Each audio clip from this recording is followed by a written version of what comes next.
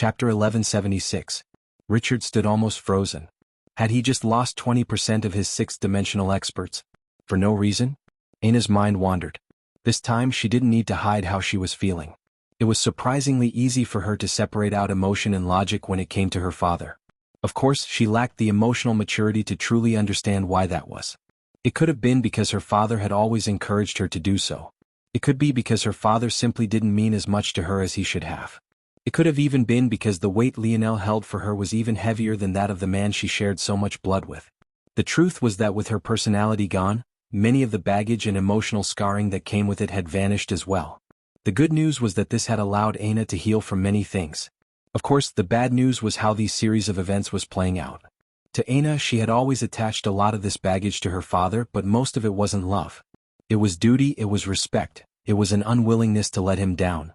But on the list of emotions she attached to her father, love was very, very far down the list. When Anna lost her personality, she essentially lost the ability to contextualize her memories. The things that weighed of heavy importance were often things she had the most and fondest memories of. But, with how long it had been since her father left her side, how could she have many of him to begin with? The result was this. The latest _AP_SODIES are on the website. Anna didn't feel worry, sadness or anger. She hadn't even asked how her father was doing or if he would survive the beating they had likely given him. Maybe if Emil could peer into his daughter's mind, he would realize that he had faltered somewhere along their path. As for exactly where, it would be up to him to grasp and understand this. That said, Anna herself was hardly considering this at this moment. As they walked through the Viola estate, following flowery reefs and paths of delicate rose petals, her mind seemed to be somewhere else entirely. No one else. According to Anna's memories, she had felt like Savon had for a very long time. In fact, she had felt it for longer. There was a period in her life before her father returned with Yuri that she was completely ignored. The orphanage system of the Ascension Empire was very good. No children were starved or abused, at least not in the normal way. There was no yelling from their overseers and there was always food on their plates.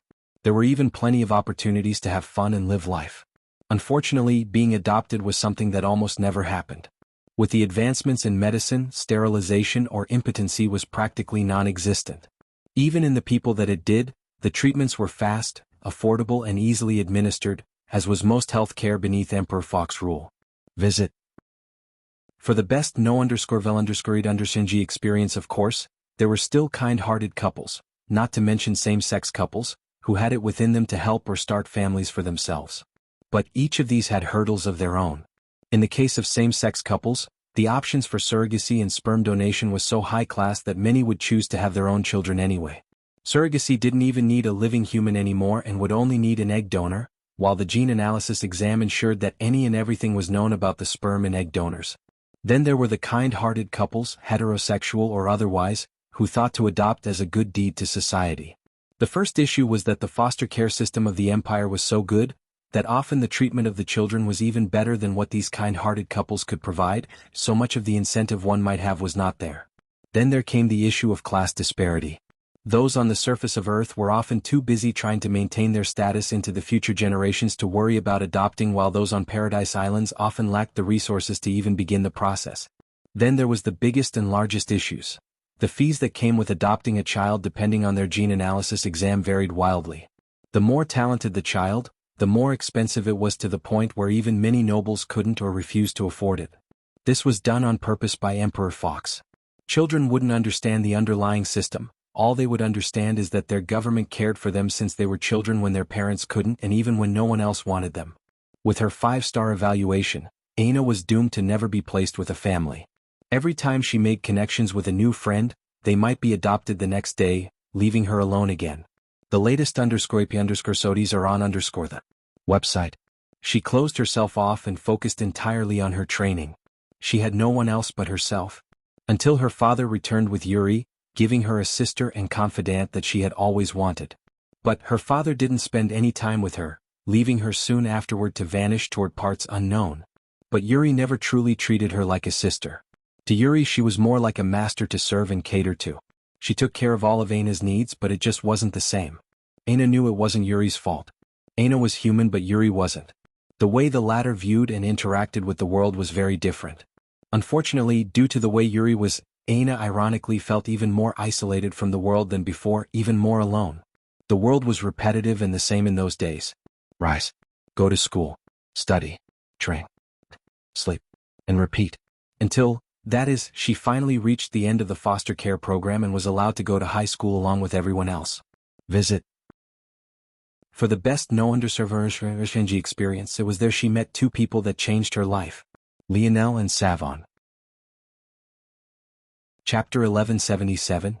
Thanks to the live-in dorms of Royal Blue Academy, Aina was finally able to live a life close to normalcy after her 13th birthday. She remembered meeting Savon in her dorm rooms. Back then, Savon had been a really shy and reserved person. She was a lot like Aina, having entered the academy thanks to her talent rather than her family background.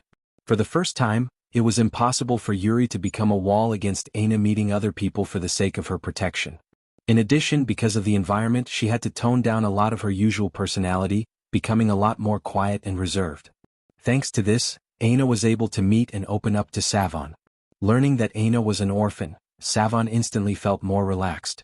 Without having to tiptoe around the heiress of some tycoon family or some arrogant princess noble, she was able to slowly open up and become more and more of herself. Not long after Aina met Savon, she met Lionel at their orientation. She honestly didn't remember much about that day at all she could remember was his bright smile. He had his brothers around him and everyone seemed to gravitate toward him. She lost count of how many uppity noble girls cast him one or two extra glances, only to grow frustrated when he didn't seem to notice them back or practically faint when he smiled in return. Aina had thought that he was the son of some famous noble, but she was shocked when she found out that his background was even poorer than Savon's, actually coming from a paradise island. From all the social conditioning she had been through, she had always thought that nobles were too high-strung to ever care for a commoner like Lionel. But he had already been proving them wrong for a very long time. It wasn't until several weeks later their gazes finally met. As much as the first day was a blur, that day was something Aina remembered every moment of.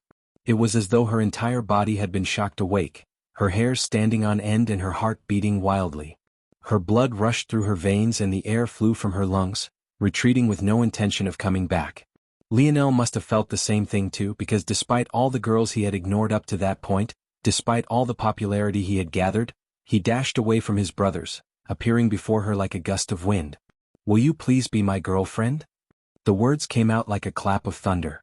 He probably hadn't tried to be so loud, but Aina became like a startled deer in headlights, his booming and confident voice becoming like an avalanche to her ears. Visit. For the best no understanding experience before she realized what was happening, Aina Brazinger, someone who had never been embarrassed or shy a day in her life, rushed off as fast as her legs could carry her.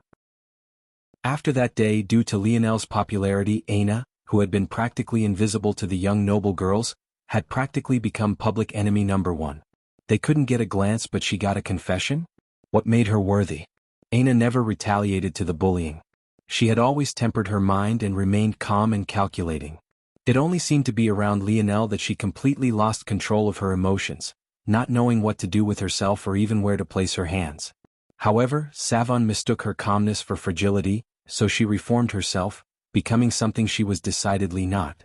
She became Aina's shield, protecting her from the hail of criticism and mean girl tactics of those dorm rooms for an entire 4 years. Since that day, Aina had always had something to lean on. She no longer had no one else. She had a friend willing to become a she-devil to protect her if need be. She had a crush that was willing to wade through hell and high water just for a chance she might say yes.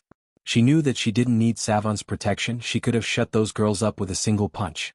She knew that she couldn't say yes to Lionel, the weight on her shoulders was far too much and she had to give her goals too much of her focus. And yet she didn't stop either of them. When Aina and Richard appeared at the beginning of the wedding aisle, it was as though they had become the center of the world. Despite her blank stare forward, Aina was like a fairy, unfettered and unblemished by the mundane. Even if Richard had been a wooden stick, everyone's attention would have been drawn to them. The two slowly walked down the aisle, the blooming of the flower steadily reaching its peak. Aina knew that she had been intoxicated by the feeling. For the first time in her life, she had received the attention, the support, the love she had always wanted. From then on, no matter what she did or how unreasonable she was, they were always by her side, even when she was uncommunicative, even when she blamed them for their weakness, even when she left them behind. They had always been there. Over the years, she grew dependent on them, addicted to that feeling she had never had as a child, that feeling that should have been given to her by her mother, by her father. Visit. For a better user experience, the pair made their way down under the eyes of all. Richard had his chest proudly out, a confident smile on his features as though what had happened previously never occurred. Soon such a woman would be his. Then he would go off to the Void Palace and come back with the tools he needed to lead the Viola family into the 7th dimension and finally end this generation's long war. 10 feet.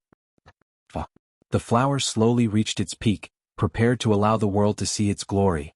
Motes of force gathered around it, filling the air with a sweet and delicate scent.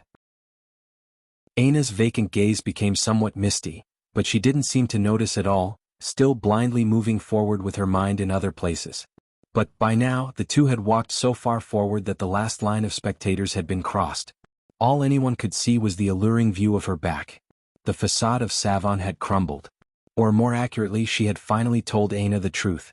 Over the years, she had grown tired of always being Aina's shield, silently waiting to be picked up when she was needed and dropped off when she wasn't. And now, at this moment when she was about to get married, she was no longer able to be here. Then there was her father. He was a man who should have been there for her since the very beginning, loving and supporting her. But he too had failed, captured and likely without a chance to be free for decades to come. Her mother. She had died not long after Aina was old enough to remember her face. And yet now she could only recall blurry pieces of her visage. She cobbled together pieces that seemed to make sense, but she had no way of even guaranteeing that the woman she remembered was indeed her mother. And then there was Lionel. The love of her life, of them all. This was the only one that made Aina's heart move. It wasn't because it hurt the most. Or maybe it was. But even if it did, this was most definitely not the main reason. Visit. For a better user experience, it was because of them all, whether it was her father, mother or Savon. All of them weren't here because they couldn't be. Savon was barred by Richard, her mother had passed away, her father was imprisoned. Only he wasn't here by choice. Only he had truly abandoned her. Aina raised her foot to step onto the final platform, but her entire body trembled. The mist of her eyes had turned into something much more than that, but given the vacancy of her gaze, it didn't seem like she had realized this at all. Richard rose his foot as well, beaming at the sight of the flower. It was perfect. His timing was immaculate and his confidence was completely off the charts. He didn't seem to realize at all that Aina's steps had faltered and she had fallen a step behind. Boom, boom, boom, boom, boom. At that moment, the dome of protection over the Viola estate shattered, shocking the spectators awake from their silence. Aina's back trembled. The aura was so familiar. That blinding pillar of light, that hidden air of destruction and menace, that edge of danger and violence. It was so close. She had felt it too many times before, seen it too many times. Even now, with the vacancy of her gaze, she subconsciously grasped out for it, her eyes lighting up from indifferent to expectant. She felt her heart rise out of her chest, her lungs expanding wildly. Her blood rushed beside herself and her paling features were flushed with color in an instant. It was as though she had gone from dead to alive, as though she had finally been given reason to breathe again, to live again. Her head snapped backward, her gaze shooting up into the skies and landing on the figure. The instant she did, it was as though something inside of her had broken, a rush shooting out from her and her eyes flooding with tears she had already barely been holding back. Her whole world collapsed, her mind going blank and her lips moving to say words that were all too familiar. The latest _p_sodies are on the website. You're not him. In the skies, Miguel stood on the back of a golden phoenix, his hands clasped behind his back. Go. Chapter 1178. Richard's eyes widened. The sudden commotion would have snapped anyone awake, and he who had been lost in his own world of fantasies, was no different. His head snapped into the skies, his pupils constricting in shock as he watched thousands of Luxniks swoop down from their bird constructs, immediately and without reserve levying attacks toward the guards that reacted from the Viola estate. For a moment Richard was in a daze. All his plotting and scheming, all his years of training and preparation, could have never made him ready for this day. He couldn't wrap his head around what was happening. Had they already found out about their losses? That was absolutely impossible. Richard had been discreet and as careful as one could be. On top of this, that battle had just ended. How could there possibly have been time to assemble such a contingent? If even that wasn't enough, had this been knowledge the Luxniks used to act upon, the Monteks would have definitely jumped aboard to take advantage as well. Everything pointed toward the fact that the Luxniks had been planning to do this from the very beginning. But Richard truly couldn't understand where their confidence came from. If the Luxniks weren't aware of their 20% loss, then why would they ever take this risk? The three families had always been neck and neck in terms of strength. Launching an attack like this would only cause suffering on both sides and leave the Montecs to benefit from the ashes left behind. What Richard had no way of knowing was that the balance had been broken long ago. In fact, the balance had been broken 3 generations ago and it had only continued to tip in favor of the Luxniks. Just a single generation ago, they had already had strength to rival both the Montecs and Viola combined. And now, even though this generation had yet to fully mature, they had lost their patience and begun to bare their fangs. Seeth. What is the meaning of this? Visit.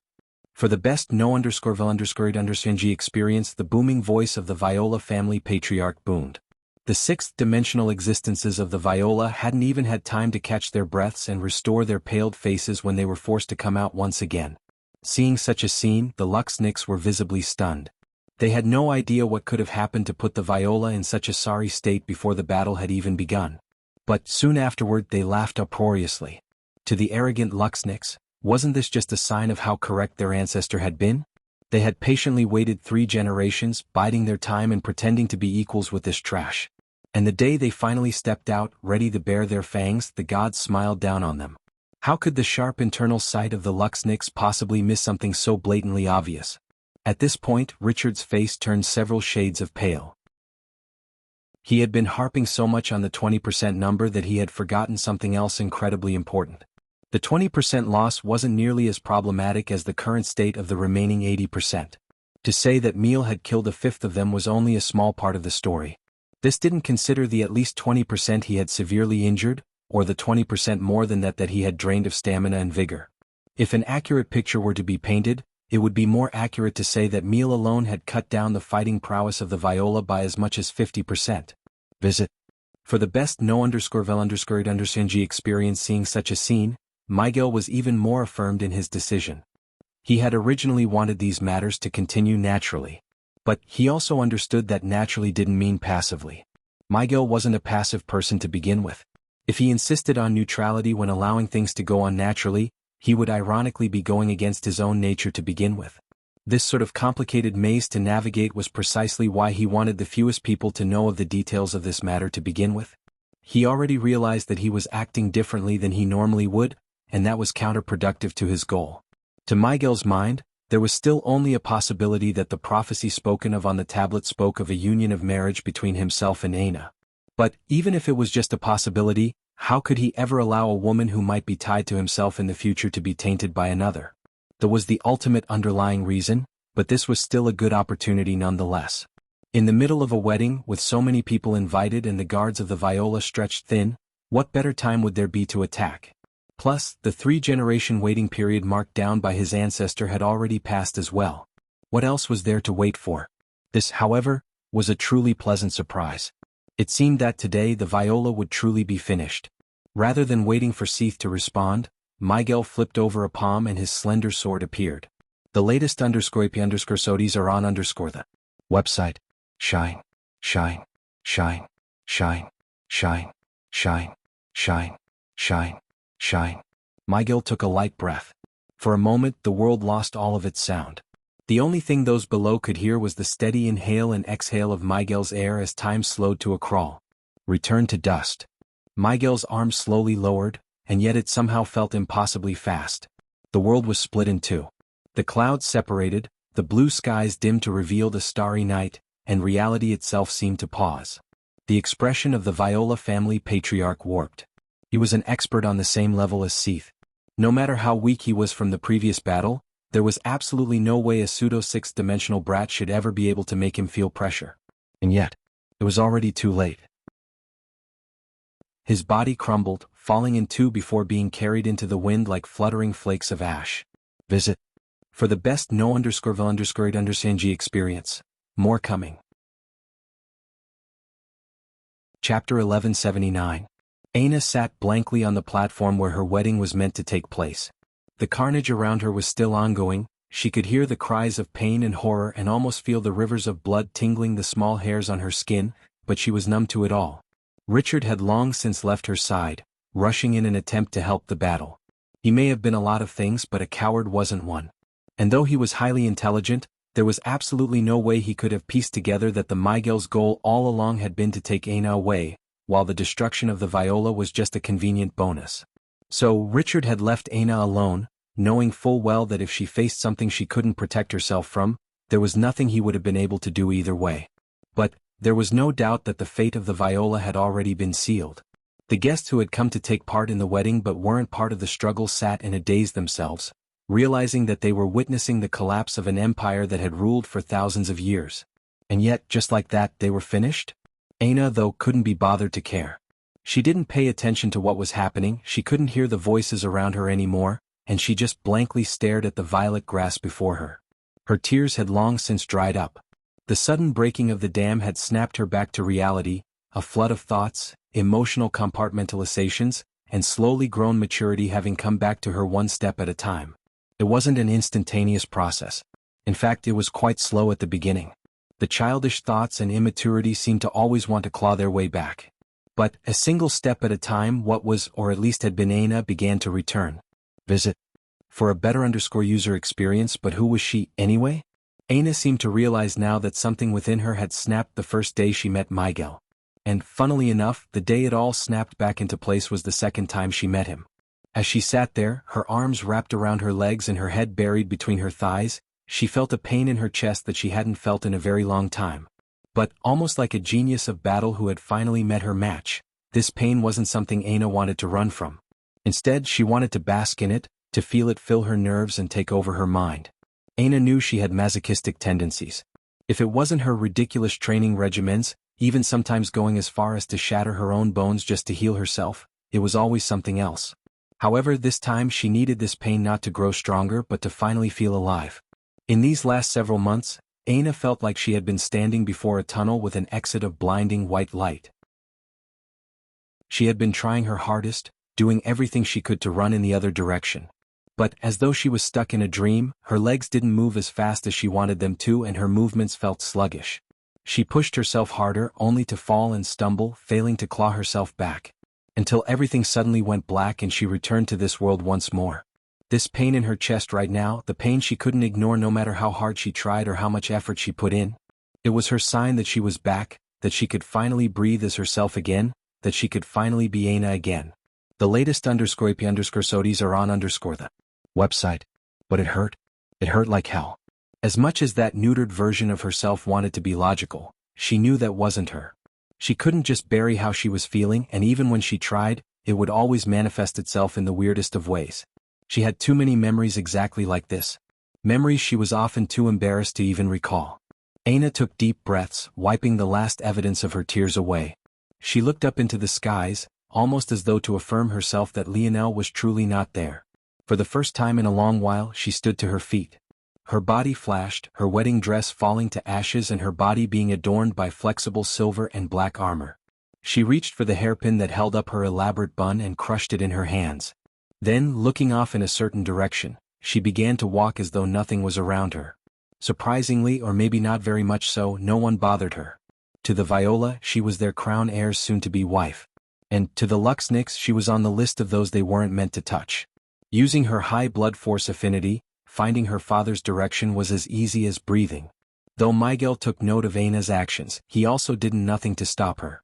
If Aina believed that they hadn't come for her, that was fine too. He didn't mind. Visit. For the best experience, she was indeed as beautiful as the piece of her face he had seen before told him, but most beautiful woman he had ever seen, but Miguel's pride wasn't something most could understand. He wouldn't chase a woman even if he wanted her. How things fell into place in the future, so long as he was the light mentioned, he didn't care. His goal wasn't women, nor was it fame or wealth. It was to stand at the pinnacle of the dimensional verse, and he didn't care who he needed to use to get there. The events of that day would spread like wildfire, setting the sector ablaze and leaving a shocking amount of territory completely unprotected. But what did these matters have to do with the Void Palace? Without even a slight delay in schedule, the second day would begin on the day it was promised. In the skies above, Eleanor watched the scene with her arms crossed about her chest, coldly watching Aina's every action before she lightly snorted. Consider yourselves lucky. The latest _IP_SODs are on the website. She seemed to be referring to the Viola, as though their collapse wasn't punishment enough or like she had had something even worse in store for them. But her next words were even more unabashedly wild. "And you? Even if my son doesn't want you anymore, you'll still have to spend the rest of your life single." Chapter 1180. Aina walked slowly, her father draped over her back. Despite the weight of the man with Aina's obscene strength, doing this much wasn't very much trouble at all. In fact, had she wanted to, there were probably a myriad of ways she could carry her father without even touching him. But in the end she still chose this method. Despite the grief her father had brought her in her lifetime, he was still her father. While he could be considered to be emotionally abusive, Aina could still understand where he came from. At the same time, if she fell into some introspection, what exactly was the alternative? One of the few guilty pleasures Aina had was reading and watching dramas. When she wasn't studying, training, eating or recovering, she lost herself in worlds that weren't her own. But in how many of those stories was the trouble the heroine faced the exact opposite of her own? In a father-daughter dynamic, would Aina even get the chance to do things as she pleased? Wasn't it more likely that her father would try to protect and coddle her, closing her off to the world because she was simply too fragile as a woman? It sounded quite ironic to say such things now because of how many mental breakdowns Aina had had in recent months. But after regaining control of her faculties, she could say with 100% certainty that she would choose a father like this 10 out of 10 times over a father who refused to let her chase after her goals in life. The latest _EP_SODIes are on the website. Had her father made mistakes? Yes. Had his approach been terrible? Yes. Could he have picked a path that would make a lot of this much easier on himself and everyone else? Yes. However, he was still a man willing to hand over the Brazinger family heirloom to a little girl, even knowing that it would cripple his own strength. He was still a man willing to leave her on the safety of Earth to slowly grow while he weathered the storm of the world alone to pave a path for her to be here. He was still a man willing to face the army of a pillar family alone, all while poisoned and handicapped, just so that she wouldn't have to do something she hadn't wanted to do. He wasn't a perfect father by any stretch. But what in her life was perfect to begin with? This father of hers was the only family she had left, the one unconditional pillar of support. She wouldn't allow any more harm to come to him. Emil's body was too weak to move. Being forced to rest on his daughter's back like this, the rest of his body refusing to listen to his commands, when it should have been him protecting her. He felt a seething rage boil all through him, his flaming red hair and crimson eyes practically jumping about as though they had minds of their own. He felt a wild mix of emotions he couldn't even properly process. But again and again, shame, humiliation and inadequacy popped up in a perpetual cycle, refusing to allow him to forget. Sorry? Visit. For the best no_undershinji experience, Emil's hoarse voice barely came out audibly. His vocal cords had been shredded and he barely managed to squeeze out these words before he hacked up a mouthful of blood and organs. The poison that Richard had forced on him wasn't lethal to begin with, but it would still take another day before it was flushed out of his system completely. That, compounded by his injuries, made him extraordinarily weak. If not for the Viola needing him for whatever reason, he would have long since died in battle. Aina's steps froze when she heard her father's words. She wasn't quite sure how to react. This wasn't the first time her father had said such a thing to her. In fact, this was precisely the second time. The first time was when she had just lost her mother and her father was forced to leave soon afterward. That was maybe the lowest point in Emil's life. His wife died, his daughter was cursed, and he was useless to stop it all. He could barely stop himself from breaking down in front of his little girl. And now, over a decade later, little else had changed. He was still here, still too weak to do anything, still apologizing to his little girl. Visit. For a better user experience, his mistakes were always compounded. Every step he took forward, he cost those closest to him even more. If he had never allowed his love to grow and bloom, that beautiful woman he had loved with all his heart would still be alive. If he hadn't let his emotions dictate his actions, the gorgeous little baby girl they had birthed together wouldn't have to live a life of suffering. If he hadn't been too confident in his strength and spent more time refining his mind, he would have never let his daughter come so close to giving up the most precious moment of her life to a man who didn't deserve it. He tried to teach his daughter to become a better him, a greater version of himself. But he never realized that he was so broken and damaged himself that whatever he projected to his little girl would be broken and damaged as well. He truly didn't know how he would face his daughter ever again, but for her to come out unscathed due to nothing more than trash luck, he didn't know how he should feel. This was the only thing he could do. Apologize. He was useless. It was the only thing he had left to give. Ina didn't know how to respond. For a very long time she just stood frozen in place, unmoving and in a daze. Compared to when she had been a toddler hearing those words, it hit much differently now that she was a grown woman. Visit. For a better user experience, when she finally did open her mouth to respond, what she said was short and simple. But it was still enough that Emil could no longer hold back his tears.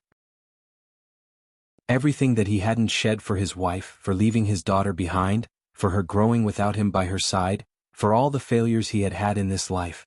It all poured outward like an endless torrent, a silent stream of tears drenching his daughter's back. "I love you, Dad." Chapter 1181. Lionel woke up and stretched. With light steps, he hopped out of bed and began his revamped flexibility routine. This version was much less embarrassing than the former, but Lionel still preferred to do it alone. The Luxniks were natural healers, so the techniques they had in this regard were extensive and well thought out. Compared to the techniques of Valiant Heart Mountain, they were by far and away better. They couldn't even be considered to be in the same league.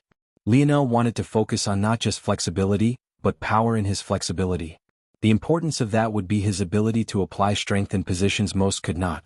For example, in a deep squat where one's bottom nearly touched the ground. Most couldn't even get into such a position to begin with, at least not without their heels coming off of the ground. But even those that could reach such a position, how much weight could they push? Depending on the depth of a squat, the max weight that could be pushed varied along a predictable slope. What Lionel wanted to was eliminate this weakness as much as he could, and to do so with every similar type of movement as well.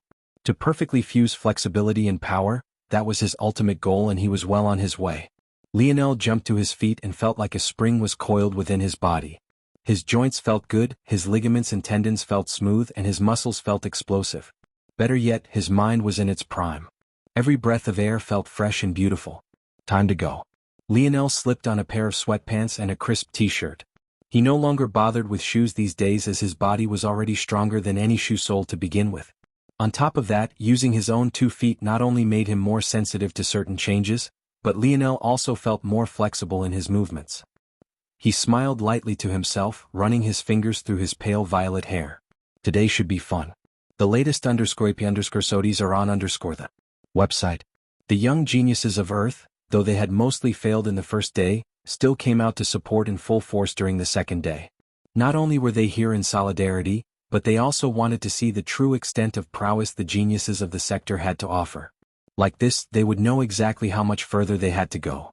The boys seemed intent on watching Lionel from time to time, almost as if to check if he was truly okay. None of them knew what happened at the Viola estate a few days prior, but they believed that Aina had likely gotten married. Still, Lionel continued to act the same way he always had.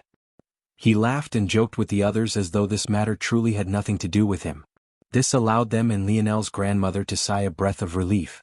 There were many people who would bloviate and draw a line on their self-worth. But when push came to shove, they would still allow others to steamroll over them. At least for now, it seemed that Lionel had not regretted his decision and could still function happily. What they didn't notice, though, was that Lionel had raised an internal eyebrow upward. Due to his plan to deal with Aina's father, Lionel had split much of his attention to focus on the arena and its people. He not only needed to locate him, but he also needed to find the opportune moment to act. Emil hadn't been among the Viola family members previously, so Lionel was effectively scanning the whole arena for someone who should match his description. Lionel was certain that he would have red hair and eyes. In addition, he should have an energy signature similar to that of the other Brazingers he had met. But what Lionel didn't expect was the oddity of the arena. For one, there were far too many people on high alert, as though they were waiting for the other foot to drop. They were either whispering amongst themselves, looking toward the entrances, or even muttering to themselves. Secondly, the Montex family region seemed to have several individuals walking on pins and needles. Many of them had nervous or fidgeting expressions that only calmed after they reached the arena. But even then, the elders all seemed to have heavy looks on their faces. And lastly, the Viola family region, which should have been filled to the brim, was decidedly empty? Visit. For a better user experience, Lionel narrowed his eyes. It couldn't have been more obvious to him that something big had happened. There was no way that the Viola would miss such an opportunity. And, considering the relaxed air and smiles around the Luxniks family, he had a guess as to what might have happened as well. A grand event like a wedding is indeed a good chance to catch a family of such great stature off guard. The Luxniks have been biding their time for 3 generations, so maybe they thought this was the perfect opportunity. But what does this mean for Aina's father? He was their vassal, so he probably had to fight as well. If he died, did the tablet fall into the hands of the Luxniks? This was possible, probable, even. If it was true, it would make things a lot more complicated. Rather than defeating one person, he would have to deal with a whole family, all while trying to outpace what growth they'd have with a tablet. That would be a tall mountain to climb. Lionel had hardly finished this thought when his internal sight flickered once more. His brows couldn't help but furrow in slight confusion. Aina, Savon, Yuri and Meal were right there, seated together along with the commoner ranks. The only difference was that all 4 were wearing masks. Did they manage to escape? Never mind, this is a good tea. Lionel's pupils constricted. Aina, who had been focused on the arena, her hands gripped together, suddenly snapped her head in the direction of Earth's people. Lionel's back was facing her as he didn't need to look with his eyes to use his internal sight. But that didn't stop her from doing so at all. She sensed my internal sight? Lionel didn't get a chance to process this before Orinik flickered and appeared. He clearly had no intention of waiting for the viola. The rules have already been explained. Day 2 will be a round-robin style tournament. Your performance will be vetted to decide upon the 3rd and final day. The billboard will decide your groups. The latest _AP_SODIs are on the website. The flickering of the board began. There were only 300 individuals who made it past the first day, and each round-robin group would have 20 individuals. It also seemed that due to the fact these groups were smaller this time, all 15 groups would be going at the same time. Lionel looked up to spot his number, only for his eyes to narrow even further. Though there were no names, Lionel's memory was simply too good. Of the 300 participating, he knew the numbers of them all. Even if he didn't, he could recognize the energy signature of the force that made up their numbers. In his group: 1. Lionel Morales, 2. Higlis Montax, 7. Isaac Arundo, 13. Richard Viola, 17. Siller Luxniks. The latest _SODIs are on website. 20. Aina Brazinger. Chapter 1182. Lionel didn't spend very long looking at the billboard of motes of light. As easily as he had memorized the numbers of everyone, he had also memorized his own group just as quickly. Instead, his mind was still spinning. Before lifting her curse, Aina's mind was the weakest part of her by far. After she accidentally absorbed his blood during a particularly rough session, they stumbled upon a cure for her curse. Back then, Aina had chosen to keep a small piece of her curse with her because it was useful for her training. But by then, everything was already perfectly under control. Lionel remembered that her mental coercion was so powerful back then that it not only affected him, but she found it difficult to control as well. With such powerful suggestion, even if Aina had been an ugly woman, there would have been lines of men wrapping around several planets waiting to do her bidding. When such mental coercion was fused with her top-tier genetics, well, the results spoke for themselves. It was actually thanks to Aina that Lionel grasped how to use his king's might so quickly. That sort of coercive ability on the world was something that he had gotten a front-row seat to every day until Aina finally learned how to control it. But even then, the change hadn't been to the point where Aina had overtaken Lionel in matters of the mind. After all, Lionel was at the peak of the 5th dimension in these matters. In fact, he was more accurately at a pseudo-6th-dimensional state thanks to awakening his wisdom branch so early. For Aina to be able to sense his internal sight so easily, in order to remain as stealthy as possible, Lionel had chosen to strip his internal sight of much of its strength. The reason why he could only tell that people were whispering amongst themselves and muttering, but he couldn't hear exactly what they were saying, was because he had stripped his internal sight of that ability to make it less obvious. And yet she had still sensed it. Of course, now Aina was well into the 5th dimension. The gap between his mind and hers then, versus it now, was much smaller. But still. Visit. For a better user experience, this makes things more complicated, but it isn't impossible. She reacted, but her father didn't. That means that her mental coercion and strong mind aren't a shared strength of their lineage factor, so it's still possible. In that case, isn't there a perfect opportunity? They'll just wait until she's fighting a battle to make a move. Aina? Is something wrong? Savon's voice snapped Aina awake. Ichem? No, it's nothing. I hope my group isn't too hard, Savon laughed self-deprecatingly. They really made it hard with these numbers. I have no way of knowing who I'm matching up against. Aina smiled. You're very strong. I think you'll do great. Aina didn't need to lie. Savon was indeed very powerful. Though far weaker than herself, Savon was still a talent of Earth.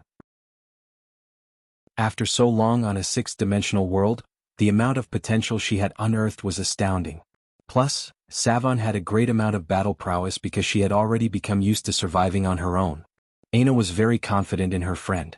The latest _IP_SODs are on _the website. The billboard flickered once more. This time choosing the first set of matches. A total of 30 numbers lit up, preparing the crowd for 15 matches at once. Seems like it's my turn already, Lionel thought to himself. He'll be back, he said with a smile. Lionel's flickered, a small circle of dust being left where he once stood. When he appeared again, he was already on the stage. Bang! The stage before Lionel quaked, a heavy-set young man landing before him. The stone threatened to crack, and it took several moments before the stage itself ceased to move. Anyone else might have directly fallen from the impact, but Lionel's body simply swayed from side to side as though an expertly engineered creation unmoved by natural disasters. Bang! Bang!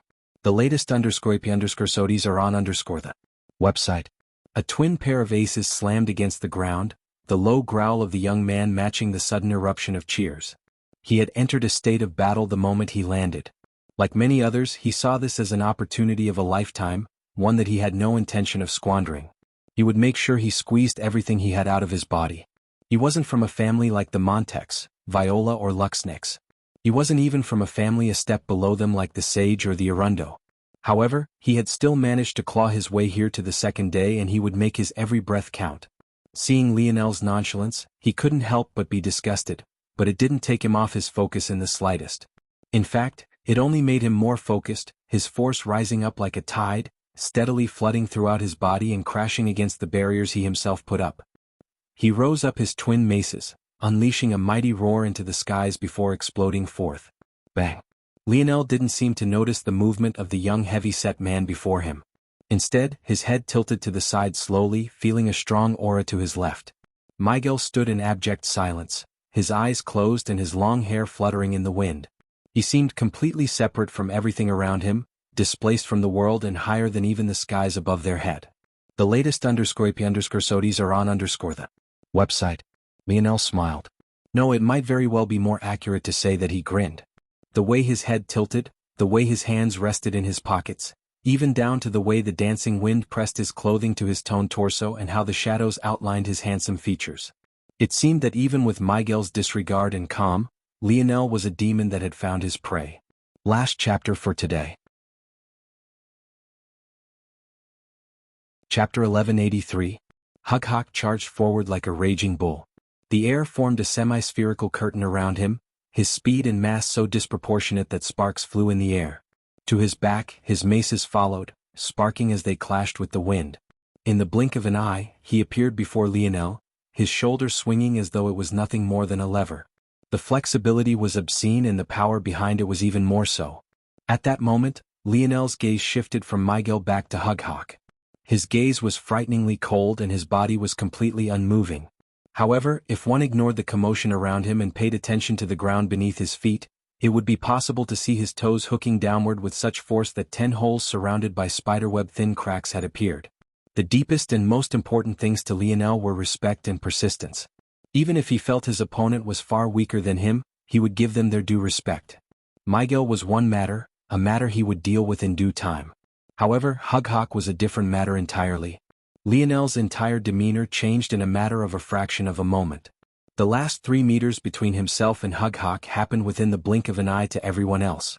But, to him, everything had slowed so considerably that he could see the fierce twinkling light in his opponent's eyes, he could see the sizzling heat of the swinging mace as it scorched through the atmosphere as though a falling meteor, and he could see the steady drum of determination that reverberated through Hug's heart. The mace appeared right above Lionel's head, its leading spike barely half a foot from connecting.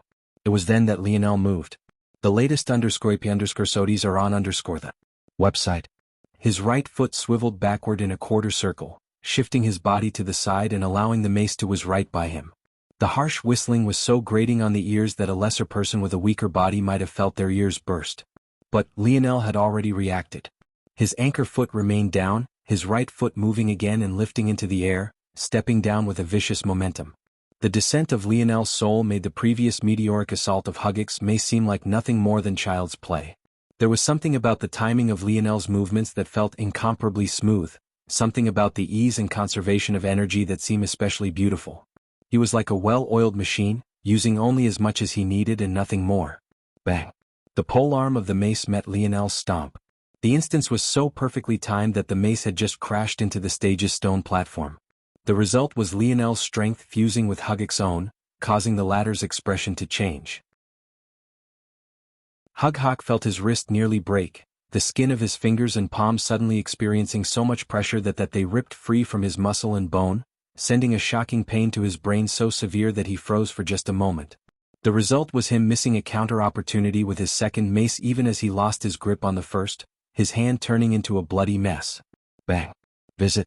For a better user experience, the stage imploded, a cloud of dust, rock and bits of stone rising into the air. But that only hid the muffled bang that happened an instant afterward.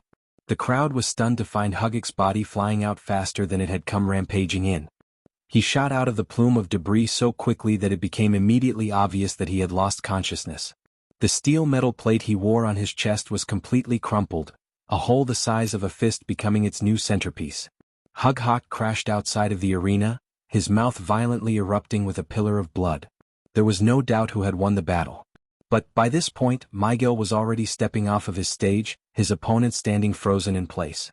For a long while, the young woman didn't move, her expression staring out into blank space. Moxie. It was unknown who had called out this name, but it became like a trigger for a chain reaction. The young woman's body crumbled piece by piece, her expression becoming one of helplessness and sadness in her final moments. It felt as though she wanted to ask, "Why did you have to kill me?"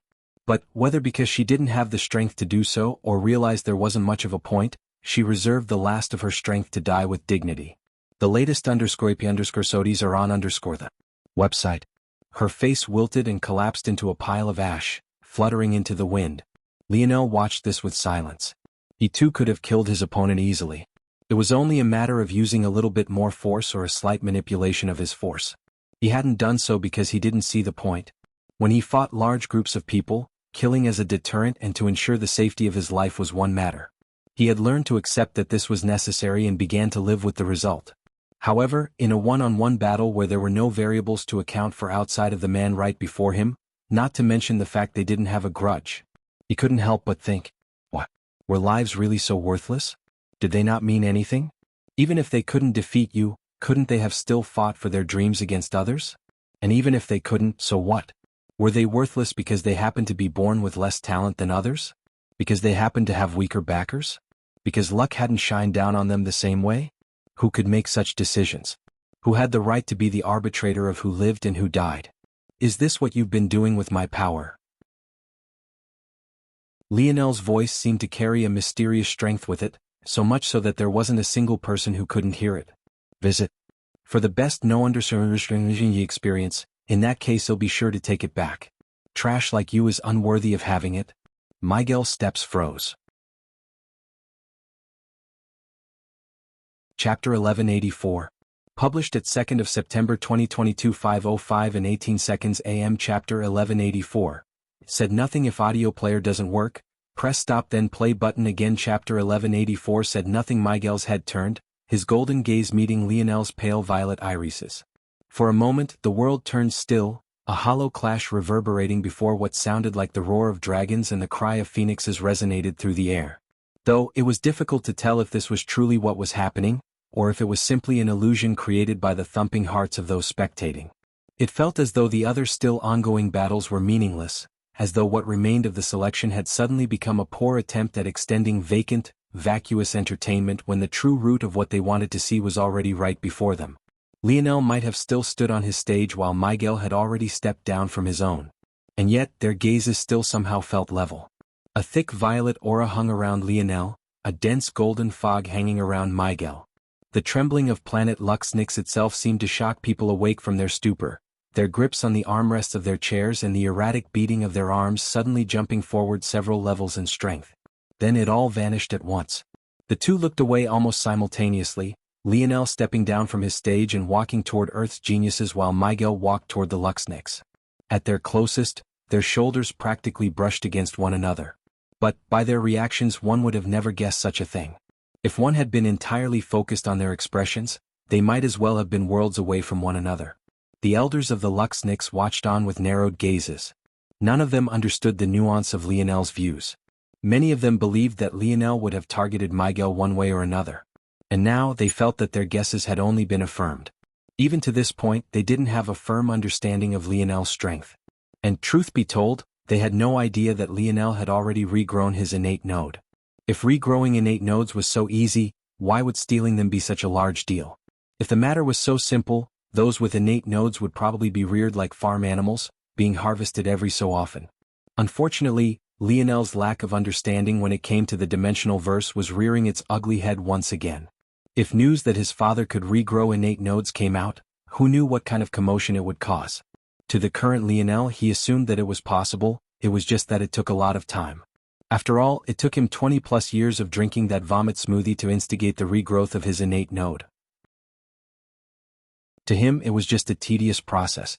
The truth of the matter was that Lionel's father had joined the government of the Ascension Empire, entering their research branches, to personally create a method of healing his son by fusing his knowledge of the dimensional verse with Earth's brand of technology.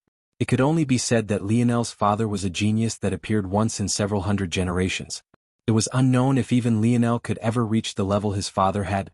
This was how exaggerated this matter was. Of course, even Velasco miscalculated sometimes.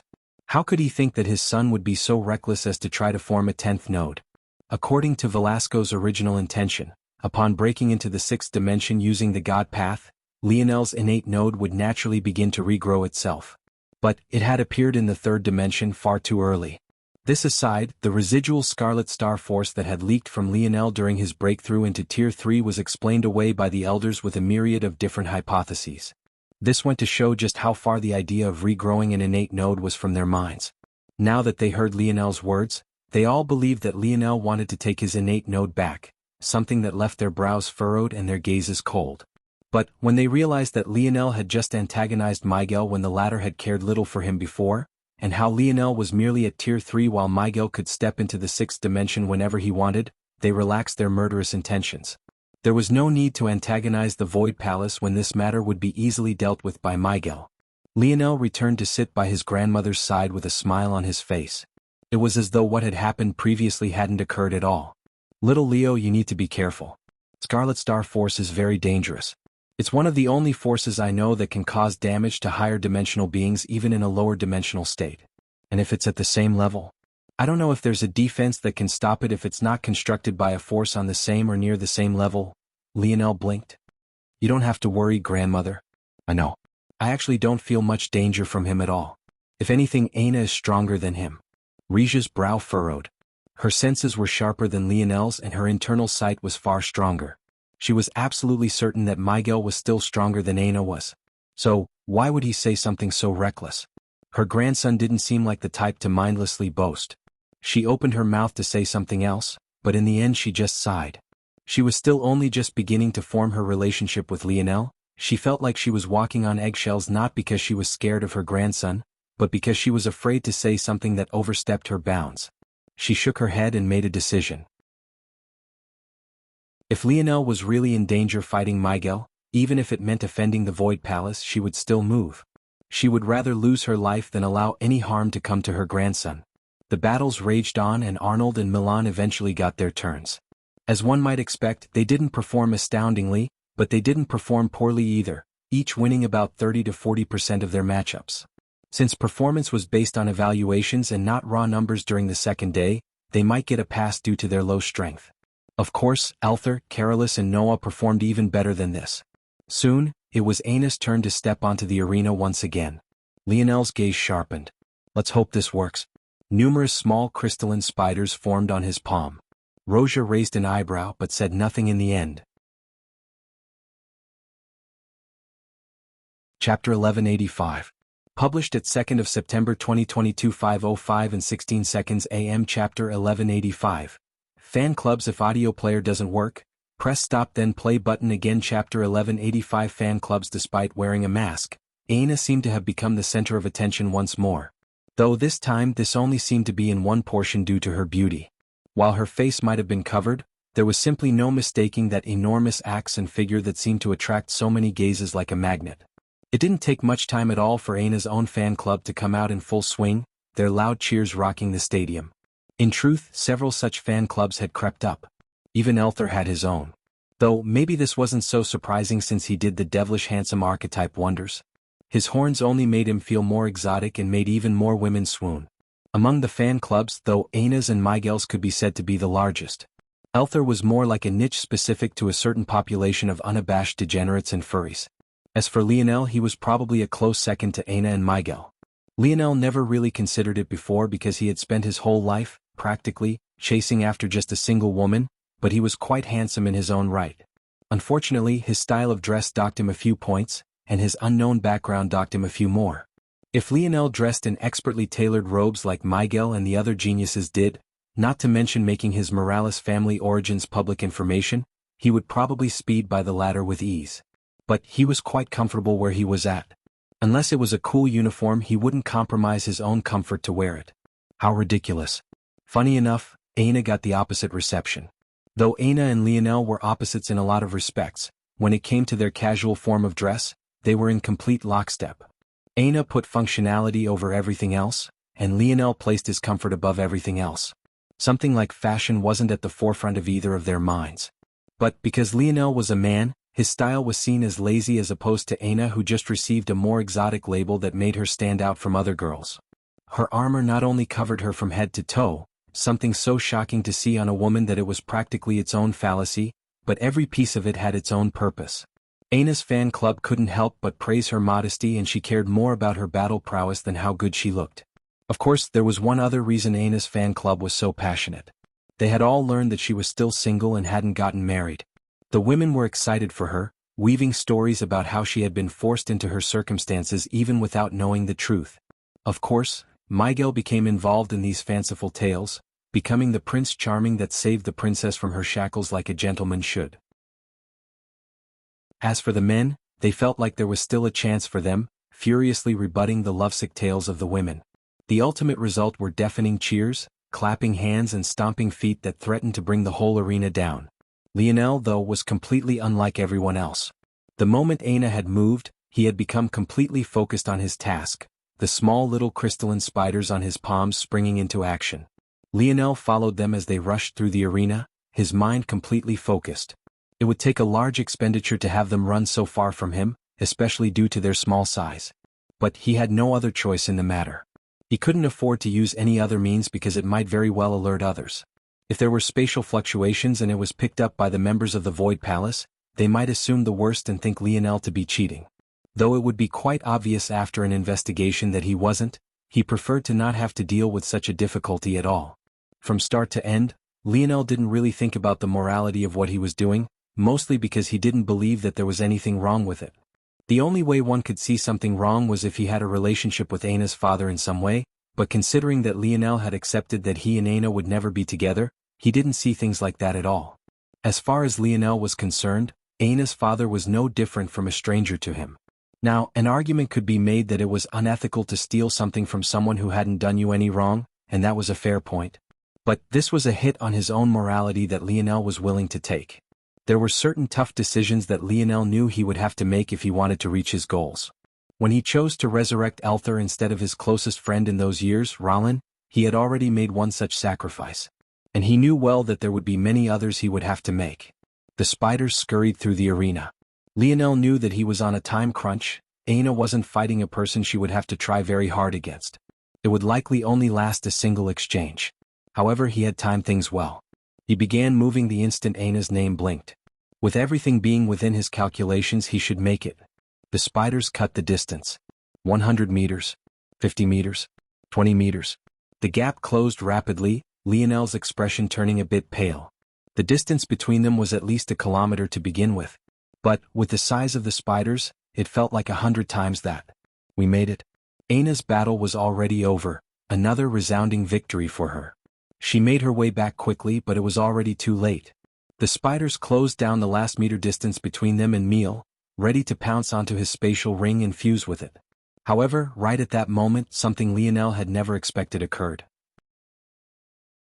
Yuri snapped her head in the direction of the spiders, her gaze glowing with a dangerous light. Before Lionel could react, a vast pressure descended, shattering the 3 spiders into motes of light. Lionel slowly opened his eyes, his expression somewhat pale and his pupils constricted. What was that? Chapter 1186. Published at 2nd of September 2022 5:05 and 15 seconds AM. Chapter 1186. Line of thought: if audio player doesn't work, press stop then play button again. Chapter 1186. Line of thought. Lionel took a deep breath, surging tides of force coming in from all directions to replenish his stamina. Thanks to his stars, even though Lionel couldn't make use of the golden-scaled koi fish without breaking the rules, Lionel's personal ability to replenish stamina was exceptional. It would at most take him a few dozen minutes to fully recover. Still, his mind was wandering elsewhere as the battles raged on. He hadn't expected that after he circumvented the problem of Aina, that he would run into another stone wall. The problem of the spiders being destroyed wasn't actually much of an issue. They were just beast constructs, their death wouldn't harm Lionel in any way. But, in that moment, Lionel's own internal strength had almost been harmed. Had he not been fast enough, not only would Yuri's internal sight have damaged his own, but she would have also been able to trace those spiders back to him. Lionel's brow couldn't help but furrow before he leaned back and sighed. The dimensional verse was much larger than he gave it credit for. Even after so many years, it was still giving him surprises. He had originally thought that no one would be able to match his internal sight, especially after he matched his innate talent with the manipulation techniques of the Luxniks.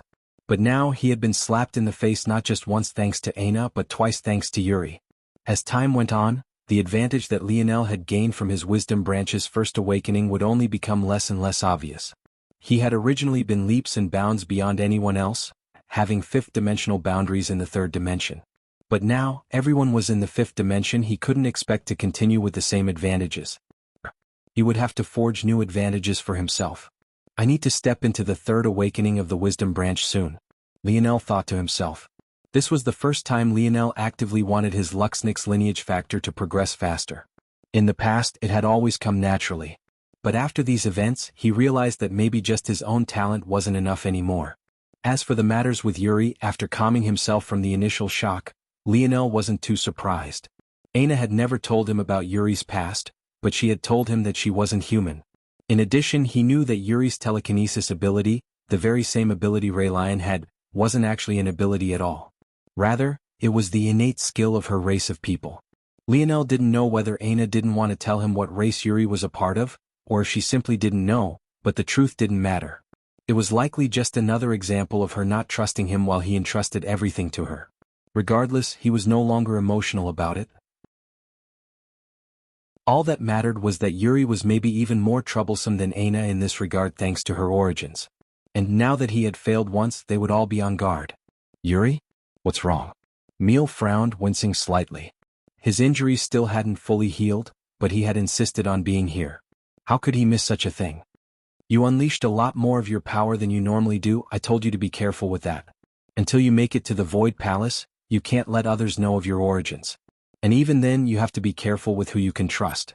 Originally, Emil was going to send Yuri to the Void Palace along with Aina as a maidservant. With how many noble men and women were allowed entry, some were given exceptions to bring along one person in such a capacity. But now that the quotas had expanded, Yuri could enter on her own, making things a lot easier. I know, adoptive father. But someone just targeted you. Yuri's frown deepened. Her adoptive father had always made her keep a very low profile for her own safety. A large part of the reason she felt so broken up about Aina's wedding was because she felt she was being forced to choose between her own safety and her sister's happiness. That was right. Yuri felt like she could have saved Aina that day. Whether that was because of an overinflated sense of confidence or reality, maybe only she and Emil knew the answer to that. Targeted me? Yuri sighed. It wasn't that Emil's mind was weaker than them, it was rather that using the Brazinger family lineage factor placed a lot of strain on the mind. After going all out just a day before, Emil's soul force was fragmented and injured. How could he sense the danger as easily? Yes, they were 3 beast constructs. I tried to track the person but they retreated too quickly. But, from what it looks like, it's the Luxniks family technique. Emil's brow raised before he sighed. Nothing in this world comes for free. Yuri felt deflated. The Luxniks had swooped in and saved Aina that day, but they hadn't asked for anything in return. Originally, she had held the hope that maybe this was because Aina was never the target and that the wedding was just a good chance to deal with the Viola, but this attempt seemed to spit in the face of that. Could their goal have been more complex than the fall of the Viola? Miel's line of thinking was the same, but he still didn't conclude that these matters were related to Aina. Would a large family war with another just for the sake of a single girl? Though his daughter was exceptionally talented, weren't all these families arrogant? Plus, they had Miguel, a child even Miel himself was greatly impressed by. On top of this, they couldn't have known that he would be able to weaken the Viola so much before they fought. So, Miel's thoughts were very, very different. Could it be that they learned of the existence of the bronze tablet? Could that be the true reason they attacked the Viola? A hint of worry marred Miel's brow. If his greatest secret was exposed, this could be troublesome. On the other side of the arena, Lionel, who had long since calmed, began to deduce several things. Among them was the exact thought process of the current Miel and Yuri. Yes, if they believe him from the Luxnix family, that would indeed be their line of thinking. Maybe I can use this to my advantage. Lionel looked up, feeling a familiar aura calling out to him. It seemed that it was his turn to battle once again. Lionel Morales vs. Siller Luxnix. Chapter 1187. Published at 2nd of September 2022 5:05 and 14 seconds AM. Chapter 1187. Man of Energy. If audio player doesn't work, press stop then play button again. Chapter 1187. Man of Energy. Siller was like a spark of lightning. Among the Luxnix, he was probably one of the only few that cut his hair short, and it made him look like a 16 or 17-year-old kid, far younger than he truly was. He appeared on the platform eager to go. But when he saw that his opponent was actually Lionel, his brows couldn't help but shoot up. Lionel himself landed on the platform about a minute after Siller, not having gone all out to reach the stage like his opponent had. However, he greeted the latter with a smile that took him completely off guard. Siller was certain that with Lionel's hatred of the Luxnix, a smile would be the last thing he would find. In fact, he was quite certain that he would find exactly the opposite of that. But to think that Lionel would be looking at him like this. The truth was that Siller, along with many of the most recent generation, were fairly in the dark about the truth of these matters. That said, they weren't completely clueless, mostly because of the oddity of the generations and how things lined up. Siller and the other two arm heads were technically in the generation of Lionel's mother. They had experienced dozens of years of life and were already pushing toward triple-digit ages in another decade or two. As such, when the commotion had been happening back during those days, they were more than old enough to remember. And that also meant that of this third generation, the only ones that were of Lionel and Miguel's age who could participate at this level were just the two of them. There was no third individual. This was to say that Siller knew that Lionel's name had been stricken from the family records. He was also aware that there was some sort of falling out between Lionel's branch of the family and everyone else. But he had always assumed that this was because Lionel's mother had ignored the family's wishes and married out. As for the truth among the youths, maybe only Miguel was aware. But that was because the innate node was actually within his body. I didn't expect you to be smiling in this situation. Siller tilted his head to the side as though curiously observing Lionel. The other battles had already begun, but the two of them had yet to move a single inch. And what situation is that? Lionel asked. Well, facing an enemy. Siller was a bit confused by Lionel's response. An enemy? Lionel thought for a moment. I don't really see it that way. Siller's brow rose. Is that because you beat Elodie so you don't really think of me like a rival? That would be a mistake. You're my junior, so I don't mind giving you a few pointers. In the dimensional verse, how powerful you are is sometimes less important than how your abilities match up to someone else. And speed happens to match up well against a lot of things. Siller's irises flashed with a peculiar light, his muscles flexing and unflexing like they had minds of their own, wiggling about his body as though they were ready to explode. No. Lionel shook his head. I don't mean it like that. I just mean that I don't see you all as an enemy. As far as I'm concerned, he'll be leading you all one day. Why would I treat you like that when you haven't personally done anything to me? Siller, who was prepared to go, was stunned speechless. What had he just said? Led them? Was this guy delusional? Are you all right up here? Siller pointed to his head. Do you have any idea how many of them want you dead? Lionel's smile became wider. But for some reason it felt decidedly cold. Siller's spine tingled, the tips of his fingers and toes becoming somewhat numb. I don't plan on leading them. I plan on killing them. Siller's palms flipped over on instinct, one short sword and one dagger appearing each to a hand. He took a step back, his body growing tight and his pupils flickering with lightning. All their lives, the Star Order Council had advised them not to go all out. Despite having fought several exchanges with Elodie and almost killing him, Lionel still didn't know what the latter's ability was. From start to finish, he had only ever used Luxnick's family techniques. However, after the destruction of the Viola family, there was no need to hide their fangs anymore. And Siller had never been more grateful than he was now. For this Lionel before him. He deserved for him to go all out. Because if he didn't, he would definitely suffer. Lionel's palm flipped over soon after. With his duality spear gone, his favorite quasi-silver spear was no longer in his arsenal. But there were still hundreds of others to choose. He was already eyeing a few quasi-gold spears he could see in the far-off distance, but he wasn't quite strong enough to make it there. So instead he settled for this. The temperature began to drop, a frosted blade appearing in Lionel's hands. It looked like a construct of black ice, its blade looking like a jagged abomination from the depths of hell. The air crackled and popped as the water vapor rapidly cooled. At the same time, a fog of cold and darkness rose from the blade into the air.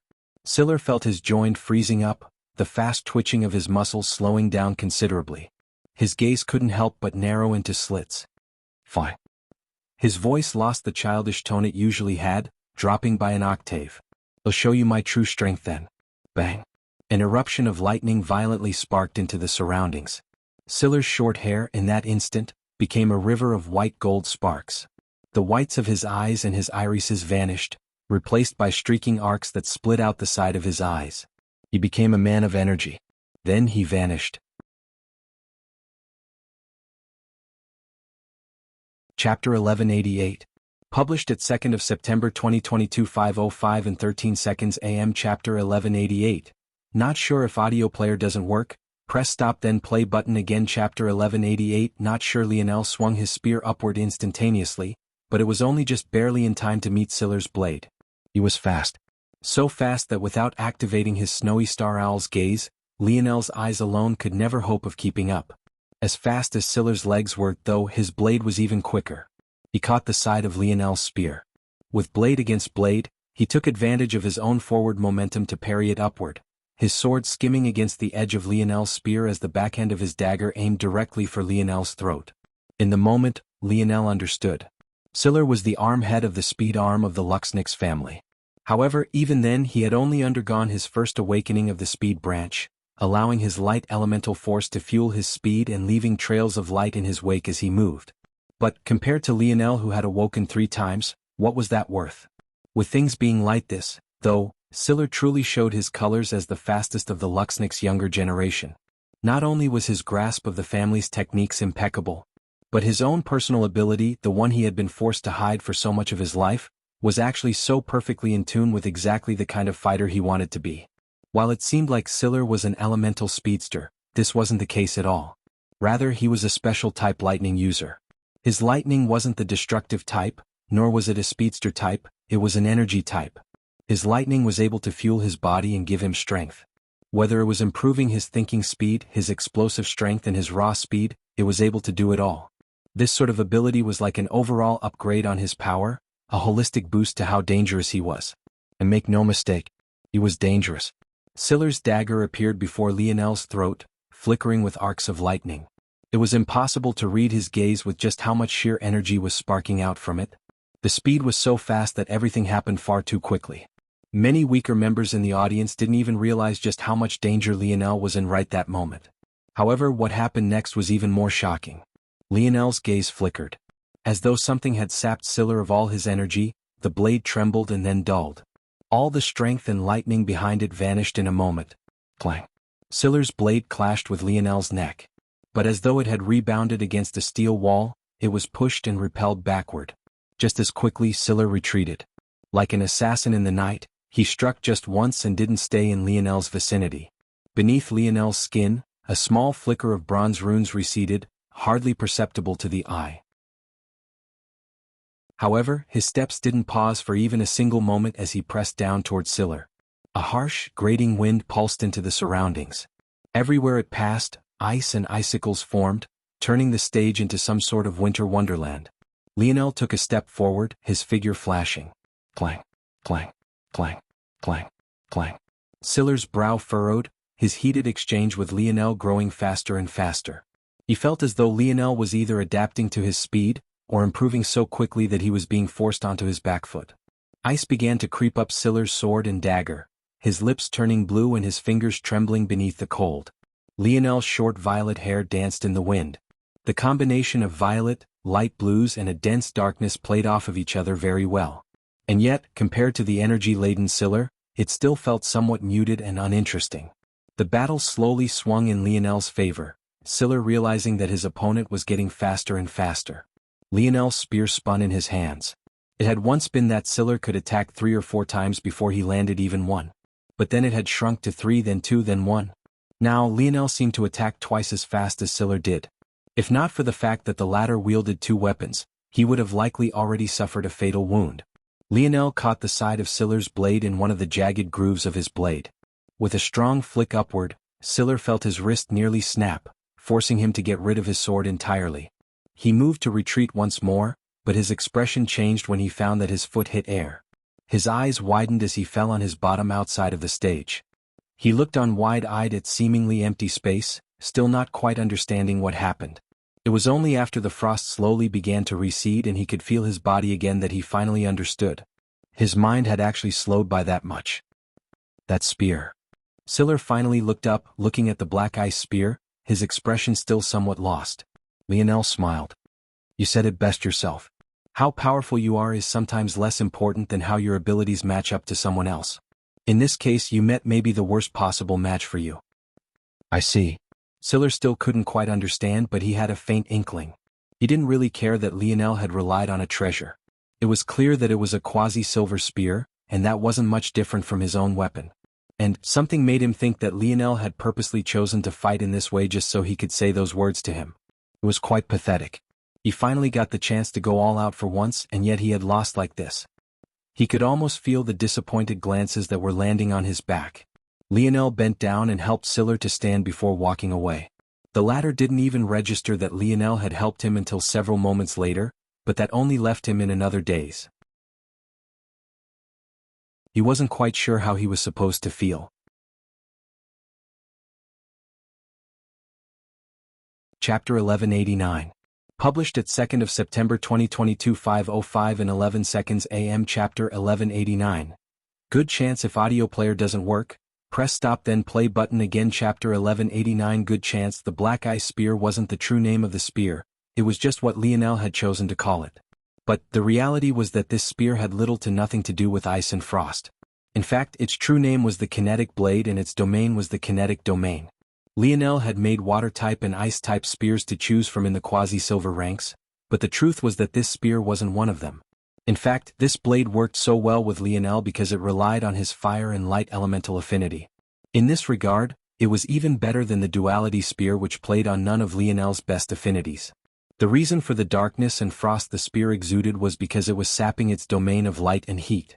Lionel hadn't used the darkness ability of the spear at all and simply relied on its ability to absorb kinetic energy.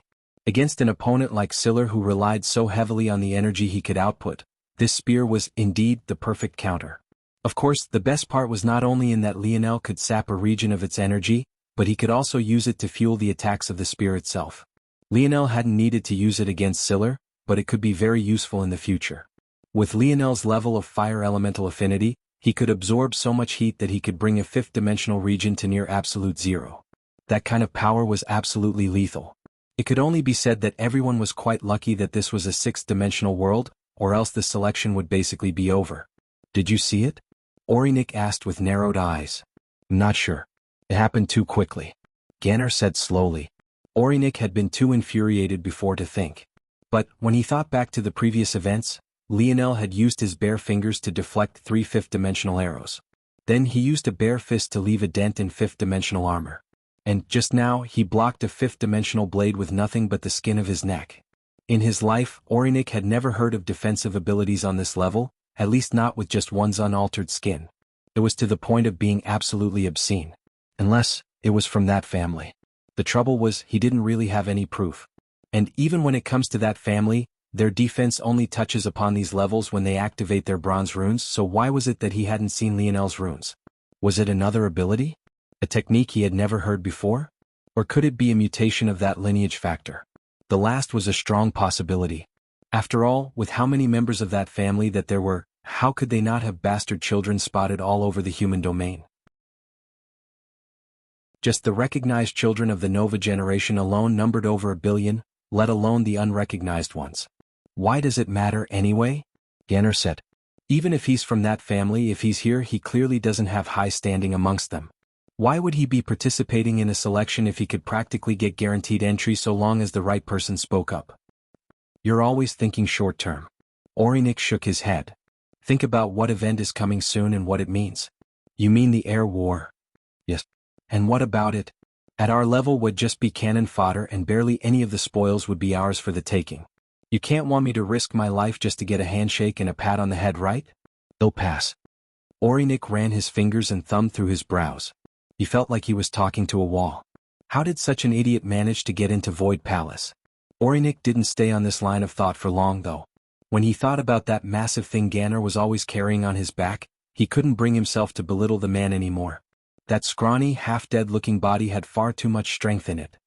First of all, cannon fodder is an exaggeration. Would at least be in the middle levels enough to get something in return. And, I'm adjusting for my own laziness. Ganner yawned while resting his cheek on a single palm. Orinik couldn't refrain from rolling his eyes this time. As I was saying, the existence of a member of that family with a good bit of talent like this is pretty valuable. Just think about the possibilities. The first potential reality is that his lineage factor mutated. You know how valuable such a thing is. Any mutation, even a regressive one, will want to be studied by even a weak family, let alone one on the level of them. If we sold this information to one of the potential heirs, it would be a great spike in their merits so close to the event, and we would definitely get a nice thank you in return without even having to lift a finger. Ganner's eyes brightened when he heard this. This idea indeed wasn't bad. The fact Lionel's skin could be so hard without fully activating his runes was definitely something they would be interested in. Though it sounded like a great ability, it might still be regressive. After all, there were a ton of complicated variables at play. For all they knew, this mutation didn't allow Lionel's skin to grow any firmer beyond this point. Still, if it was a mutation, it was valuable nonetheless. Every mutation represented the potential of evolving a lineage factor to an all-new level, and it was a chance to deepen one's understanding of the mechanisms that governed it as well. There was simply no family who would turn down such an opportunity. The second potential reality is that he isn't mutated but rather just hides it well. In that case, then he's a pretty decent genius of their family. Isn't that much worse? Ganner's excitement dimmed. Orinik sighed and shook his head. What was he going to do with this one? No. The competition has been raging on for so long already. Those that could be recruited have already long since been recruited, and most of them are focused on grooming their faction to step into higher levels of strength. Someone who isn't tied to any of them and has good talent will always be worth something. Think about it, would you rather split rewards with others who will just leave and bring the benefits to their own families? Or would you rather split rewards with your own kin? If we sell this information to the right person, it won't be as lucrative as the first potential reality, but it will be good business either way. Only after hearing this did Ganner's expression lighten up again. Finally, there's the third potential reality that he isn't part of that family at all. But don't you think they'd be very interested in someone who has a body even stronger than their own? Ganner's gaze glowed like twin torches. It seems we'll need to find a way to figure out what the truth is. Orinik smiled as though he could already see the dollar signs. The third day of the selection might be a good chance to see what his limits really are. Last chapter for today. Tomorrow will be a 4-chapter banger, promise?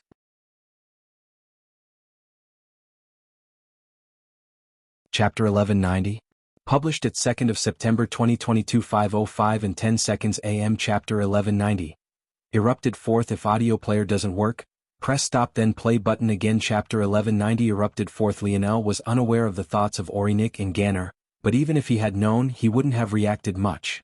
Though the two were trying to profit off of him, they weren't necessarily doing anything detrimental, at least not on the surface, anyway. Even if they were coming with sinister intention, Lionel would be at fault if he was honest with himself. Lionel had no idea just how rare his defenses were. Bodies that could match up to weapons and hardness didn't just grow on trees, and most techniques and lineage factors that replicated such things had enormous drawbacks.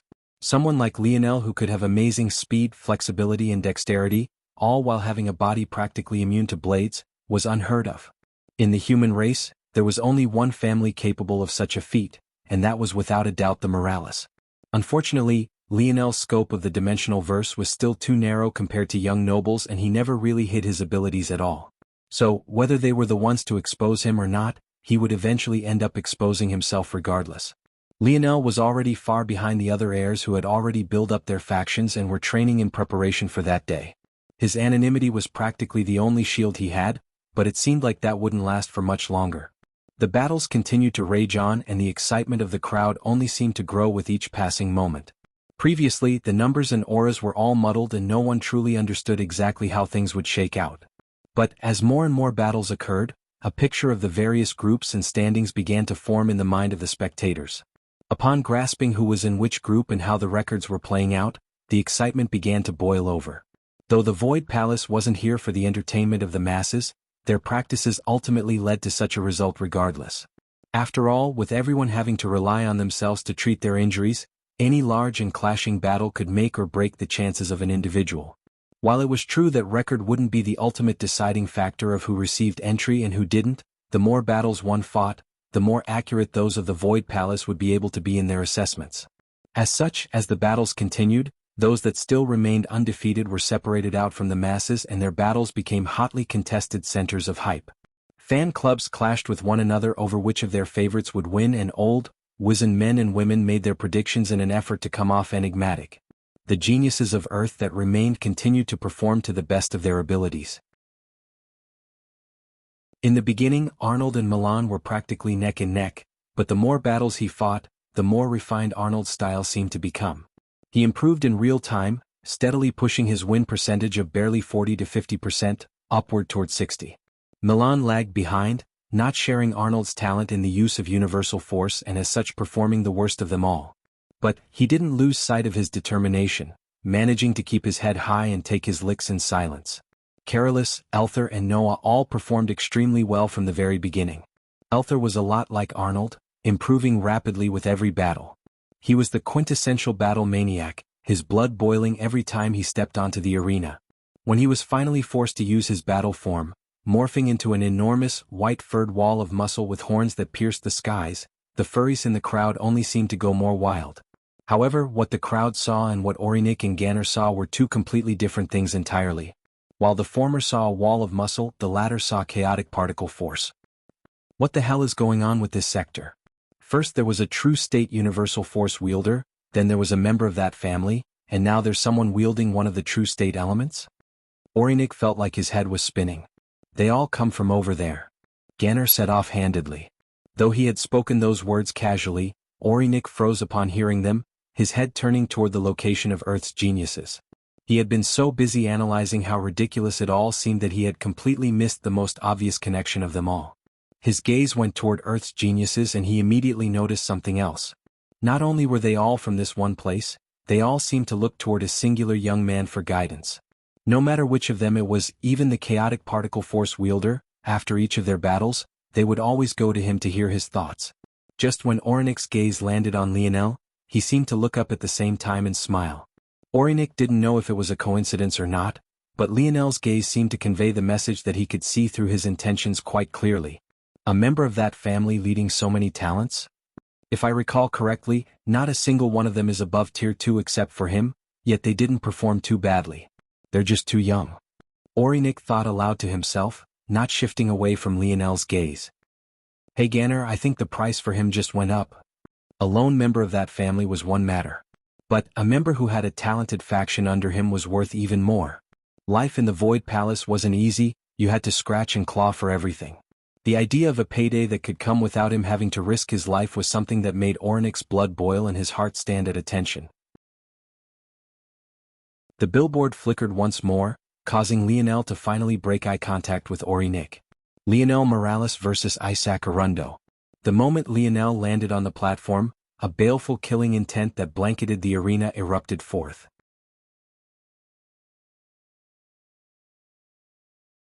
Chapter 1191. Published at 2nd of September 2022 5:05 and 9 seconds AM. Chapter 1191. Bowman, if audio player doesn't work, press stop then play button again. Chapter 1191. Bowman. Lionel sighed. He could feel the rage of the young man across from him, and considering the bow in his hands and the shape of his features, he could guess why. This young man was probably of the Arundo family and very likely related that Isaac character he had killed previously with a combination of his bat construct and his radiant fire force. Resonance and vibrations were already dangerous enough on their own, let alone when they were paired with a force capable of destroying cells down to a molecular level. Back then, Lionel had only wanted to casually try out what the combination would give him, and the result was devastating for Isaac. To say the least, Isaac had been forced to hold down his rage and fury for days, being held back by even his own family members so he didn't rush out and do something that ruined his future. Though Isaac never expected to be so lucky as to get Lionel in his group. He slowly pulled the bow from his back, his gaze locked onto Lionel. If something like a simple look could kill, there was no doubt that maybe Lionel would have died several times over. Lionel decided against saying anything. Sometimes this was the best course of action. Oftentimes in life there was no one in the wrong, and yet, you would have to be on opposing sides regardless. Seeing the bow in Isaac's hands, though, something within Lionel shifted. He couldn't remember ever running into a true bowman yet. In his life he had never met anyone more accurate or skilled than himself in this respect. He really wanted to see just what kind of strength a family of bowmen could produce. Lionel's palm flipped over, revealing a sleek black bow. It was quite a beautiful construct, but its quasi-bronze level had long since become outdated. Even still, it had followed Lionel for several years already. Of all his weapons, this was the one he was probably the most familiar with. The gazes of the Arundo family flashed with rage when they saw Lionel's actions. They couldn't see into his thoughts. How could they believe that he was doing anything more than mocking them? Lionel had displayed skill in the Luxnix force arts and the spear, but now he wanted to be a bowman too? But Isaac felt completely different. There was something about Lionel's demeanor that shifted when the bow touched his palm. He went from a normal young man to a towering mountain. An invisible pressure pressed downward as though there was no distance that was safe, no defense that was impenetrable. Today, Isaac thought to himself, slowly drawing his first arrow and tightening his back. Even if I have to give up my life, I will take you down with me. Twang. Two streaking arrows were released at once, each from opposite sides of the arena. At least that was what it would seem like.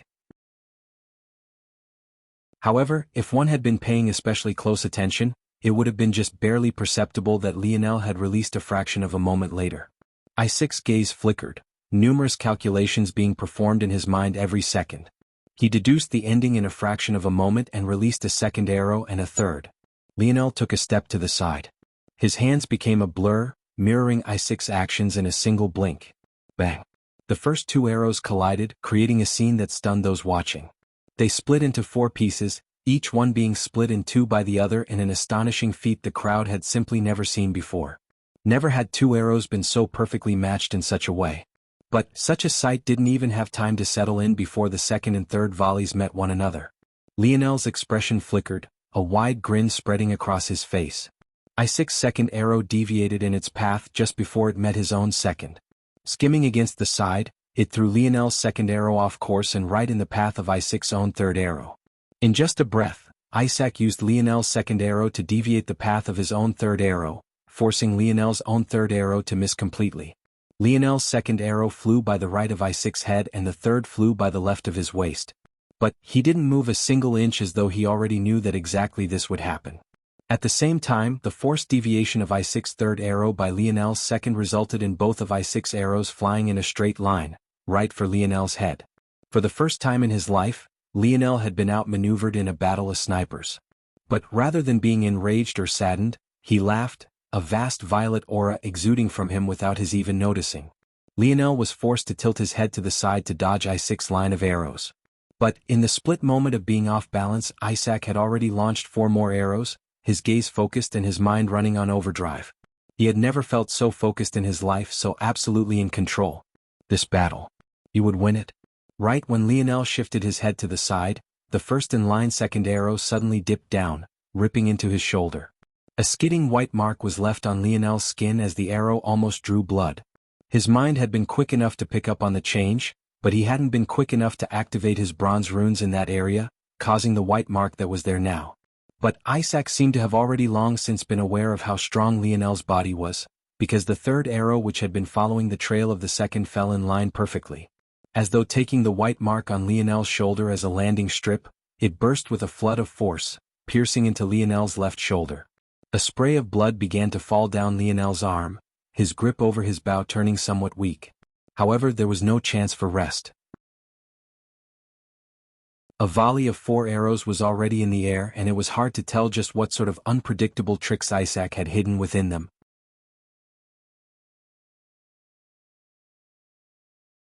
Chapter 1192. Published at 2nd of September 2022 5:05 and 7 seconds AM. Chapter 1192. LT seemed. If audio player doesn't work, press stop then play button again. Chapter 1192 LT seemed. Lionel's expression flickered. The instant the force surrounding the arrow lodged into his shoulder dissipated, he used his variant earth affinity to send it flying out of his flesh. The wound itself immediately began to heal, Lionel's passive healing factor having reached ridiculous levels after reaching the second awakening of his healing branch. Isaac hadn't expected for Lionel to deal with his wounds so effortlessly, so he was somewhat caught off guard. This wasn't because he thought his arrow would be lethal, but rather because he expected Lionel to have to be forced to find a moment to pull the arrow out. And he thought that Lionel would also have to at least weather the injury for the duration of the battle. But it seemed that he was wrong. Isaac's expression fell for only a split moment before his determination was lit ablaze once more. His gaze rapidly shifted between the 4 arrows he had released into the sky, completing another series of calculations in the blink of an eye. His aura blazed, his bow force wrapping around his body like a howling wind. The twang of his bow string became like the chords of a symphony. Every pull and release had its own unique rhythm. He didn't care about the depletion of his state of mind, he didn't care about the tingling pain at the tips of his fingers, he didn't care about anything outside of the target right before him. Lionel rolled to the side. Having lost the initiative, his body was forced into weaving and dodging, his gaze flickering with an excited light. Isaac was the best marksman he had ever met. His skill was immaculate. His calculative abilities were lesser than that of himself, but his talent and grasp of timing were impeccable. The moment he seized a leg up due to a folly on Lionel's part, he didn't let up, his assault only becoming more overbearing and relentless. There was no cover for Lionel to take, no partner he could use to distract his enemy, and as though by some tacit agreement between the two, Lionel refused to use any skills classified outside his talent as a bowman. Bang, bang, bang, bang. Plumes of smoke rose up outside the arena as arrow after arrow left craters in their wake. Steam began to rise off of Isaac's skin. His fingers trickled with blood, his back burned from the strain and his shoulders cried out. But he pulled one arrow after another, slowly forcing Lionel back into a corner where he wouldn't be able to step either left or right. Isaac slowly shifted to the side, taking his first steps of the battle. His base remained steady and his feet were heavy. Everything he did was perfect and without flaw. He forgot about everything else, his mind touching an ethereal state where even the pain and aching of his body vanished. And then, bang. A towering pillar of force rose into the skies. Isaac's aura shifted, his arrows beginning to carry with them the screeching sounds of metal grating on metal as they tore through the skies.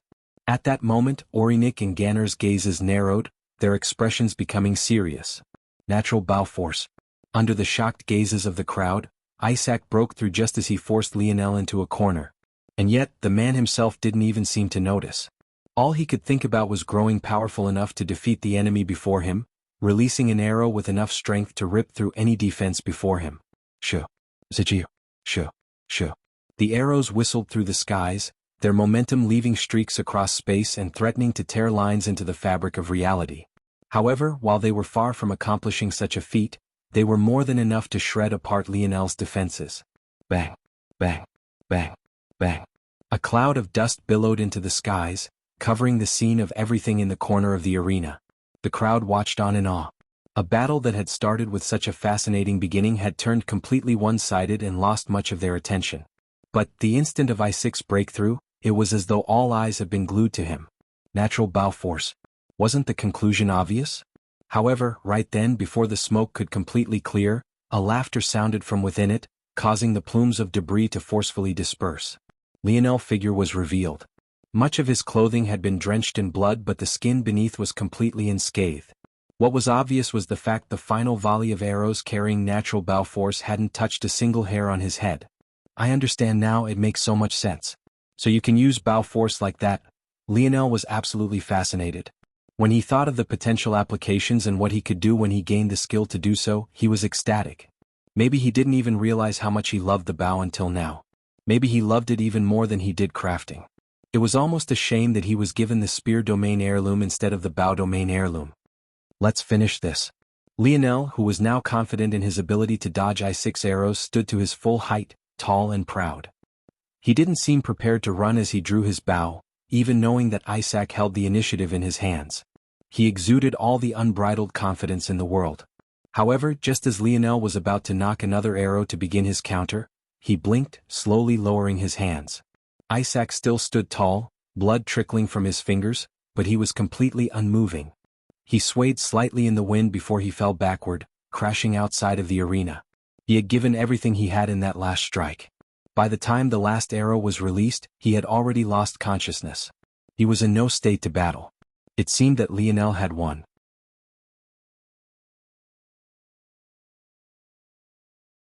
Chapter 1193. Published at 2nd of September 2022, 9:15 and 56 seconds AM. Chapter 1193. Hushed. If audio player doesn't work, press stop then play button again. Chapter 1193. Hushed. Lionel returned to Earth's seating arrangements a bit disappointed, but also somewhat relieved. He didn't want to have to kill Isaac. Not only had he just enlightened him to many things, but he also understood where Isaac was coming from. Lionel had long since grown past the point of allowing guilt to weigh down his soul and threaten his life. But he had also come to the conclusion that those that wanted revenge on him for things he had done in the past weren't individuals he would hate. In the future he would have to cross and harm a lot of people. That was a weight he would have to carry on his shoulders and accept.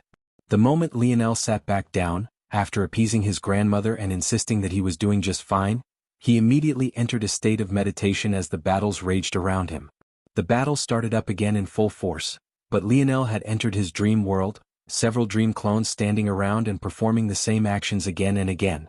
Lionel was absolutely fascinated by I6 bowmanship, not only because of its applications, but also its simplicity. Although the amount of skill it took to use it at high levels was obscene, the entry was simple. It was the sort of thing that was accessible to everyone but very difficult to get extremely skilled at, kind of like driving a car. Anyone could take a vehicle from point A to point B. But how fast could you drive a car without losing control of it? 150 kilometers an hour? 200 maybe? Anyone could park, but how many could parallel park with ease? And what about drifting into your parking spot? Anyone could drive manual, but how many could drive automatic? The layers of complexity and skill increased almost instantly. Similarly, I6 bowmanship started simple but very quickly became complicated.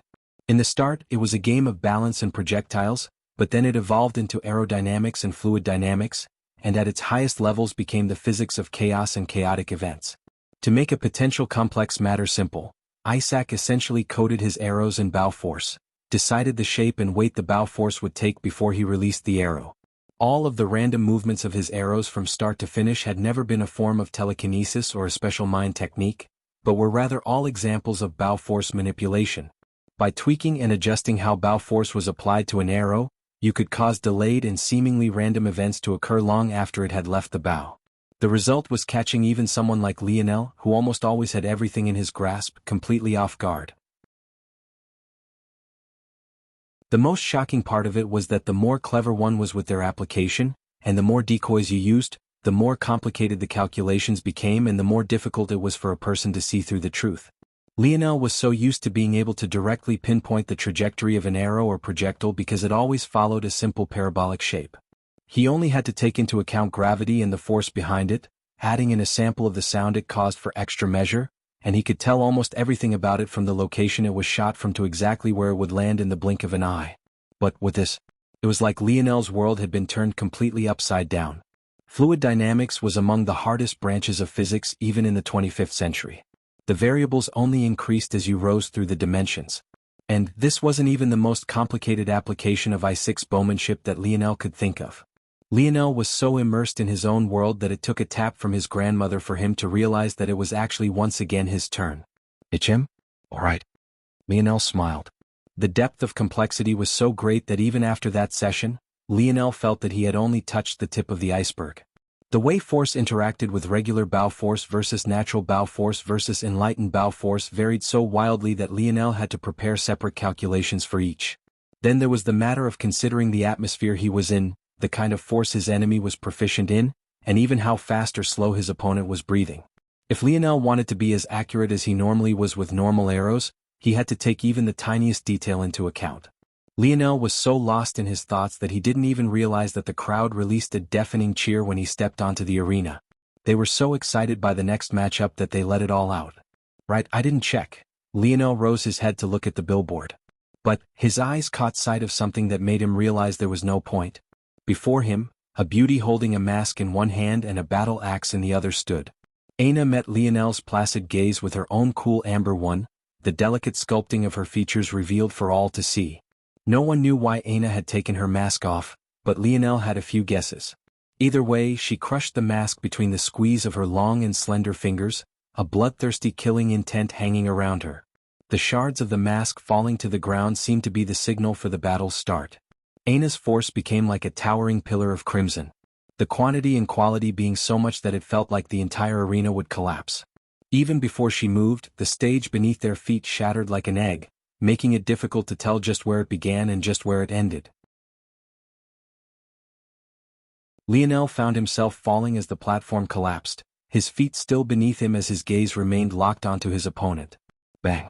Aina accelerated forth. Her speed was so blazing that it put Siller to shame. The difference might as well have been night and day. Her long black hair fluttered to her back, her amber irises glowed with a fierce gold, the stride of her long legs and the tone of her powerful torso winding up as she raised her battle axe. The shimmering blade reflected the sun's light as she chopped down toward Lionel's head. In what felt like the blink of an eye, she had already appeared before him, her strength causing the arena to tremble and quake. Bang! She sliced down with all of her might. Ornik's expression changed. Protection. The billboard in the skies hurriedly glowed, sending out a wave of force that protected and reinforced the surroundings. A blade force shot through the earth, rising like a wall of dividing light and continuing to the point it crashed against the spectator stands. Screams of horror and fear resounded as the golden barrier quaked, threatening to crack beneath the pressure and collapse entirely. The strength was absolutely unfathomable. If Ornik hadn't reacted so quickly, it was impossible to tell just what would have happened to the arena. Numerous gazes landed on the collapsed stage, no one caring for even a moment about the other battles that had been forced to stop amidst all the commotion. But what they saw when the smoke cleared was something they would have never expected to see. Their goddess had her head buried into a man's chest, uncaring for his bloody and sweaty mess of a ripped shirt. She wrapped her arms around him so tightly that it seemed as though she was scared he would disappear. A hushed silence fell over the arena.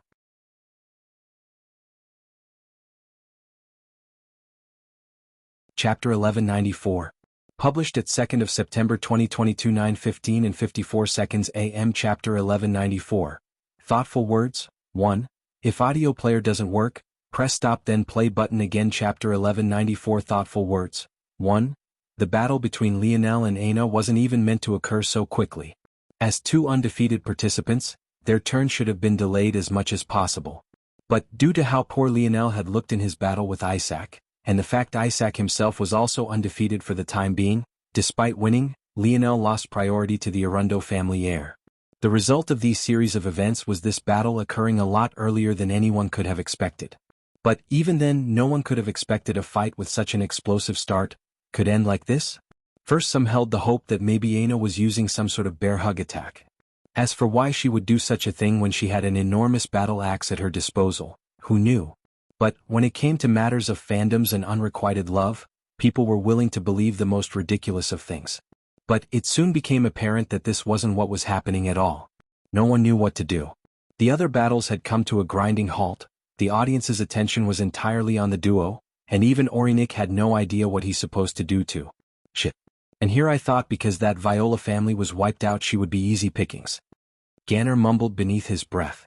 Even when the Void Palace was taken into account, Ganner could only think of maybe 2 or 3 beauties on the level of Aina, and each of them was far beyond his reach. He was starting to regret having volunteered to come to this place. There was nothing but disappointment around every corner. If Aina was untalented, he might still be able to do something. But, from what it seemed from her previous battles, one of those golden tokens was almost guaranteed to be for her. If it wasn't certain before, that attack just now practically set it in stone. Wait, this is a huge scandal, isn't it? Ganner suddenly began to laugh. That Richard guy said she was his fiancée. Then that Miguel guy went to save her, and there's a bunch of rumors going around about that. But now she's hugging a third guy on stage. Fuck, this is more entertaining than watching these weaklings battle.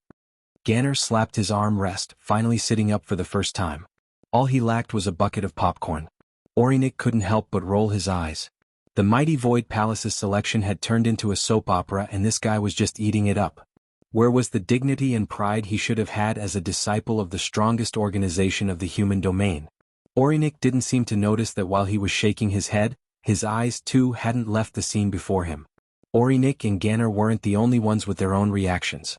When it came to the geniuses of Earth, not to mention Savon, Yuri and Miel, they were all stunned. Even Lionel's grandmother wasn't sure of how she should be reacting. She felt like she was in the middle of a teenage drama she was about 200 years too old for. Well, she's very beautiful. But what about her character? My grandson doesn't seem to be very happy with her. What do I do? Roja felt the need to remind her grandson that when a man draws a boundary, he should keep it, or else his woman would never respect him the way that she should. However, she felt that it wasn't her place to overstep again. She still felt like she was walking on eggshells around her grandson, scared to push him away. It was the kind of thing that could only be solved with time and patience. No matter how much Lionel said it wasn't a big matter, Roja still felt the need to only slowly integrate herself. As for Lionel's brothers, they were stuck between deciding whether they should be high-fiving or preparing for the next world war. When it came to the women, their eyes glowed as though they were watching a great romance unfold before them, their hearts fluttering as they wondered when they too would meet the man of their dreams. Savon and Yuri looked toward one another. They felt that Aina had way too many surprises in store for them. Neither of them had ever expected things to go down this route. They had spent the last couple days with Aina, but she seemed to be no different from the Aina they had known long before her personality was taken away from her. It was difficult to tell what had changed or what was truly going on in her mind. In that time they had all dodged the issue of Lionel not wanting to hurt Aina. And Aina herself never brought him up, so they had never gotten an accurate read on what her thoughts were. In fact, now that they thought about it, Aina should have figured out that Lionel was in her group a while ago. They had been preparing for their own battles so much that they hadn't picked up on these tiny details, but she most definitely had. This should mean that this matter was likely planned by her. She had wanted to do this from the very beginning. But what exactly would the result be? Miel himself watched on with a complicated expression. This was his daughter, his little girl. Every father would feel some hesitation when it came to trusting their children and choosing their partners for a lifetime. For Miel, it was especially difficult because he knew everything that Aina had gone through. After all, much of it was his fault to begin with. He knew that his daughter had had her first boyfriend while he was away, but this was the first time he had laid eyes on the young man while knowing that he was the boyfriend in question. He couldn't help but stare at Lionel's face for a very long time, his brows furrowing into a deep frown. Aina, though, didn't seem to care about the eyes and ears and everyone else. In her world, there was no one else but her and the young man before her. She controlled her breathing, taking in his scent and trying not to allow the wave of familiarity and comfort to overwhelm her emotions.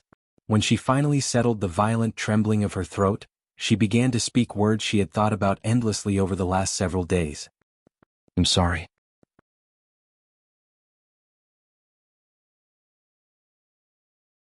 Chapter 1195. Published at 2nd of September 2022 9:15 and 52 seconds AM. Chapter 1195. Thoughtful words 2. If audio player doesn't work, press stop then play button again. Chapter 1195. Thoughtful words 2. The voice was soft, but there were too many strong individuals in attendance for it not to be hard. But once again, it was as though Aina couldn't be bothered to care. Usually, it was always Lionel putting up sound barriers making the two of them invisible. Aina didn't know how to communicate silently, nor did she care to. I know the words don't mean much, but I still wanted to say them. I know that I hurt you. I was so worried about protecting myself and putting up barriers so I wouldn't have to suffer pain again that I put the only man I cared about in harm's way. There's nothing that I can say to change what I've already done, but I still want to say these things. No matter how this ends, the one thing I don't want you to think is that I don't care for you. In fact, I care for you so much that I often don't know what to do with myself. It controls so much of my day, takes up so much of my mind, and yet I've never really told you. Aina squeezed Lionel hard, her eyes squeezing shut. PN0L. She could remember all the times that Lionel had shown her care and affection, how much effort he had put into chasing her for so long and how persistent he was in making sure that she was always happy. There was never anything that Lionel did that hurt her that was done with another choice at hand, and even the things that did leave her shambles were actions he took that were for her benefit. Ultimately, he had wanted to protect her. But how much had she protected him? Aina could think of so many times Lionel's care for her was clear and obvious, but when she placed the same scope on herself, why was it that she couldn't do the same? What did she give him? Her body? Was that all she could do to show her affection? What then was different from her compared to any other woman? PNO. But when Aina recalled her memories, remembering the ups and downs of their relationship, she realized that it wasn't that she hadn't done anything. It was rather that she was so focused on barring herself from the world that the things she had done might as well have not been done at all. I'm not very good at speaking about how I feel. But I want to become better at it even if it's embarrassing. Aina grit her teeth. These were things she never thought she would tell Lionel, things she thought she would take with her to the grave. However, faced with the idea of losing Lionel forever and realizing that maybe she might never have another chance like this, she had resolved herself to do it. And there was no person better for her to lean on while she did so than the man she had before her now. The reason she had attacked so viciously at the beginning, the reason why she had made it look like she was going to strike all out, was because this was the only way she could make certain that Lionel wouldn't dodge out of the way. It sounded ridiculous when you said it like that. After all, she was attacking him, why wouldn't he move? But Aina knew Lionel very well. She knew him so well that she was certain that he'd be able to read the trajectory of her attack even when no one else could. Aina understood where Lionel's headspace was at right now. He probably wanted nothing to do with her. If she tried to hug him normally, it would have never worked. She had to catch him off guard. It was ironic. But only with his support could she speak these words. Because without him, she felt lost and alone. I liked you from the first time we met. You always had a bright smile and everyone seemed to gravitate toward you. I couldn't really understand because your status was so much lower than theirs. Those noble kids like to snub their nose at everything, but you seemed to always be able to get past those barriers. When you confessed to me a few days later, I was immediately overwhelmed. Embarrassment wasn't an emotion I think I had ever felt in life up until that point. But, for some reason, meeting gazes with you for the first time snapped something into place within me, and it was as though I could finally feel within the normal range of what a person should. When Aina began, she seemed to still be hesitant and slow. But as she continued, her words flowed much smoother and faster. It became easier as she continued, as though it truly was just her and Lionel. I really wanted to say yes, it was my first instinct. I didn't think about anything else and it was at the tip of my tongue. But my body shut down and I forgot how to think. I was too embarrassed to even respond, so I ran away instead. And after running away the first time, for some reason, it only became harder and harder to say the word I wanted to from the very beginning. I began to make excuses and focus more and more on the very goal I had had from the very beginning. Revenge for my mother was too important to me to consider other things, or at least that's what I convinced myself of. And maybe it was one part true, but after seeing your talent, it became nothing more than an excuse I told myself to not be forced to confront it. Oh. Instead of facing my feelings, I hid from them and they began to pop up in the worst of ways. Sometimes it was benign, but other times it became very dangerous. I almost reached a point where I didn't care about anything else so long as I could satisfy myself in these small ways no one else would ever know about. It all started with my hair.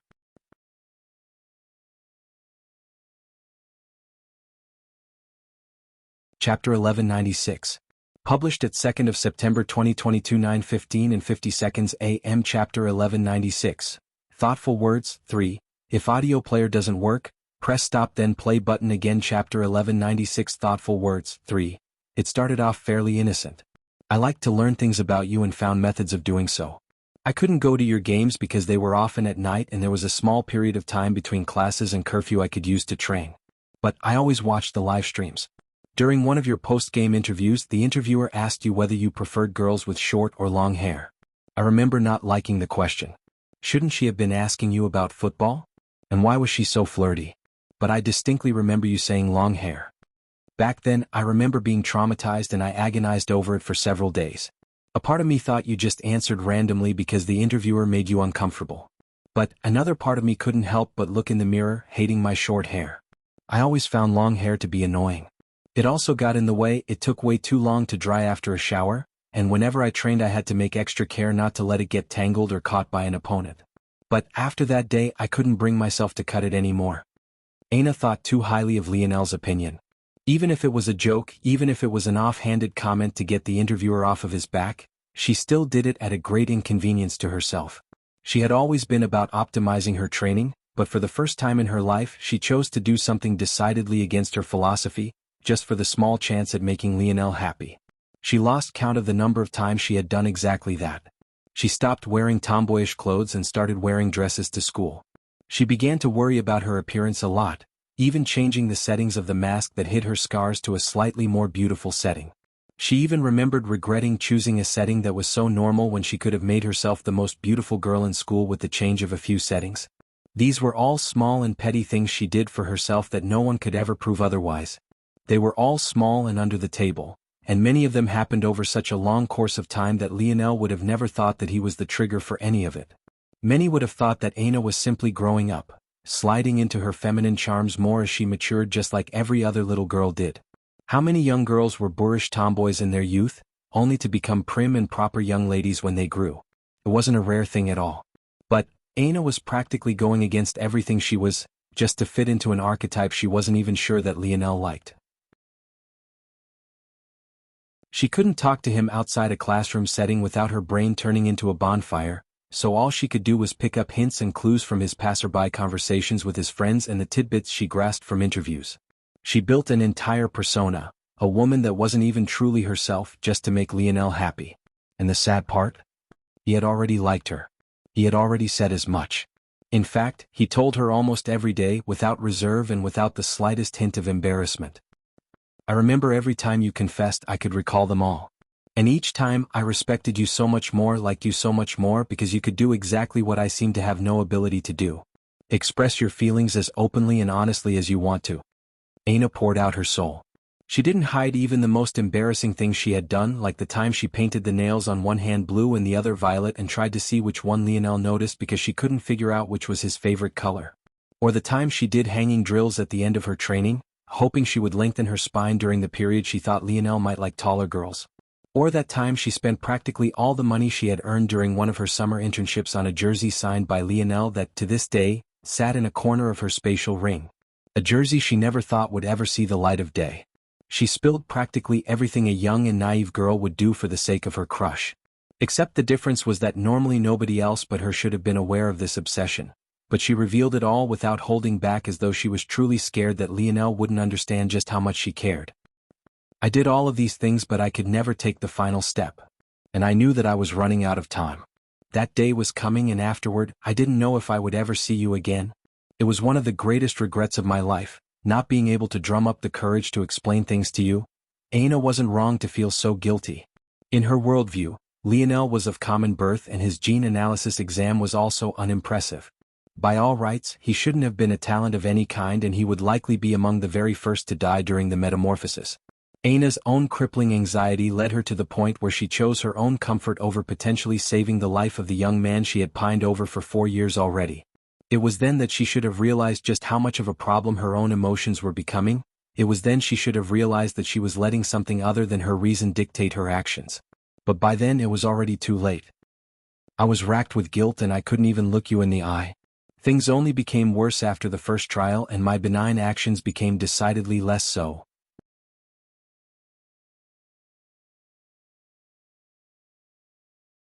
Chapter 1197. Back when the metamorphosis first descended, Lionel remembered thinking that this was really the end and that this would really be how he died. He had already concluded that the Paradise Islands had fallen and his father was dead, and now he was certain that he would follow not long afterward. In those moments he felt lost and alone. He remembered the only thing he had wanted in those final seconds he thought he had was for Aina to look at him, to just spare him one glance as that portal-like wormhole approached them. He remembered feeling as though his heart was being stabbed through, because even then, even when there was nothing else to live for, the girl he had chased for 4 years didn't even want to look at him. Even now, he could remember how each individual strand of her hair had fallen to the back of her head before he was sucked away and completely lost consciousness. However, what he hadn't known was that Aina didn't look him in the eye because she couldn't.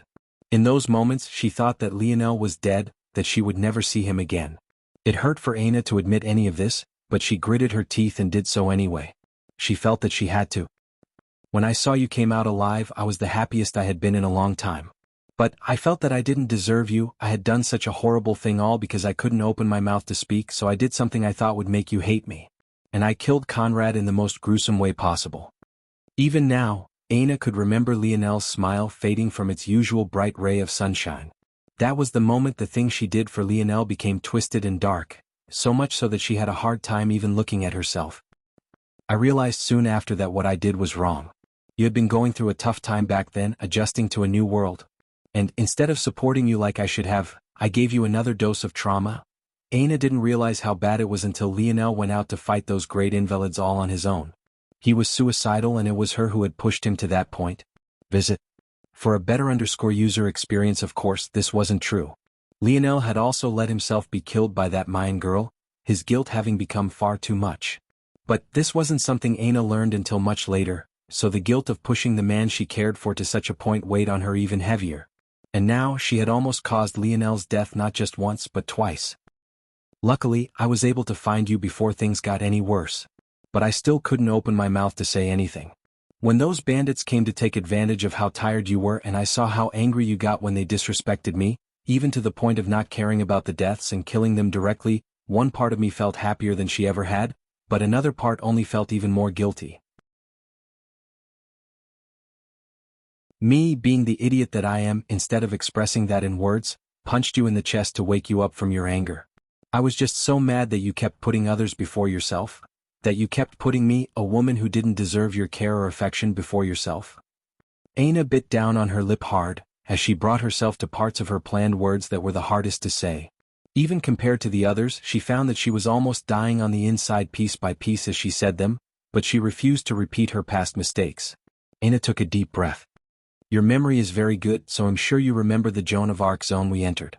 Back then, I didn't know what to do and I felt like I was making mistake after mistake. Not even the small kinds of mistakes, the kinds of mistakes that you couldn't take back and you would regret for a lifetime. But to the me of back then, the appearance of that zone was like a heaven-sent opportunity. Despite the fact I knew it was an 8-person limit, I lied to you and said that it was 2. Visit. For a better user experience, Lionel remembered this especially well. You remember Uncle Montes telling him that maybe the easiest thing for a scanning device to do was set the entry limit. It might make a mistake in deciding exactly what the quests and main mission were, but it would never make a mistake in something so fundamental and easy to measure. Lionel had already concluded back then that Aina lied to him, but he didn't mind. The time they spent in the zone had brought them closer together and he had already put his rose-tinted glasses back on. He had also learned about her family back then, so he had assumed that she wanted to gather more treasures to get stronger, faster. But he had never thought that the truth was, I wanted to spend time with you. I didn't know how to make it happen, but this was the very first chance we seemed to have. I never seemed to have trouble talking with you in class about work-related things, so I thought that if we had a task to finish together, it would be easier for me to finally speak with you. And I was right, we grew a lot closer, but I still felt a heavy amount of guilt. This was something I ran from for a long time. Even when we fought against the Royal Blue Fort together and you teleported me away, the fear of being found out by you fueled my anxiety even more and it made me shut down the possibility of coming back. I didn't trust you with my burdens, I didn't tell you the truth about a lot of things, I couldn't even bring myself to explain how I almost died at the puppet master's hands. But it was never your fault, it was always mine. I didn't trust you because I couldn't even trust myself.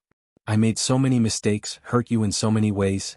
Aina finally couldn't hold back her tears, they began to drench Lionel's chest like a flood. Visit. For the best no-understanding experience. I'm sorry, Lionel. Please let me make it up to you, I'll spend the rest of my life doing so if that's what it takes. I love you. Aina gripped the back of Lionel's shirt hard, pushing out those final words with all the strength she could muster. She struggled to clear her gaze, looking up with what little stamina she had left. It was like explaining all of these things had left her beaten and battered, her heart itself being covered in bruises of blue, green, purple and the deepest of blacks. But what she saw when her head looked up left her breathless, as though she had been knocked down once again, her barely paused tears coming back in a second torrent. However, this stream seemed far from finishing. Those indifferent pale violet eyes looked down at her. They didn't carry hatred or malice. It was almost as though they were gazing upon a stranger, a person of times long since past, a woman it had no feelings for. And then his lips moved. So what? Author's note, F-U-C-K? I had to binge so much Andrew Tate to type out those last two words. I need a cleanse. I'm gonna go hit the gym hard then drown myself to sleep. Until tomorrow, lats, cries why Lionel, why visits? For a better _user experience.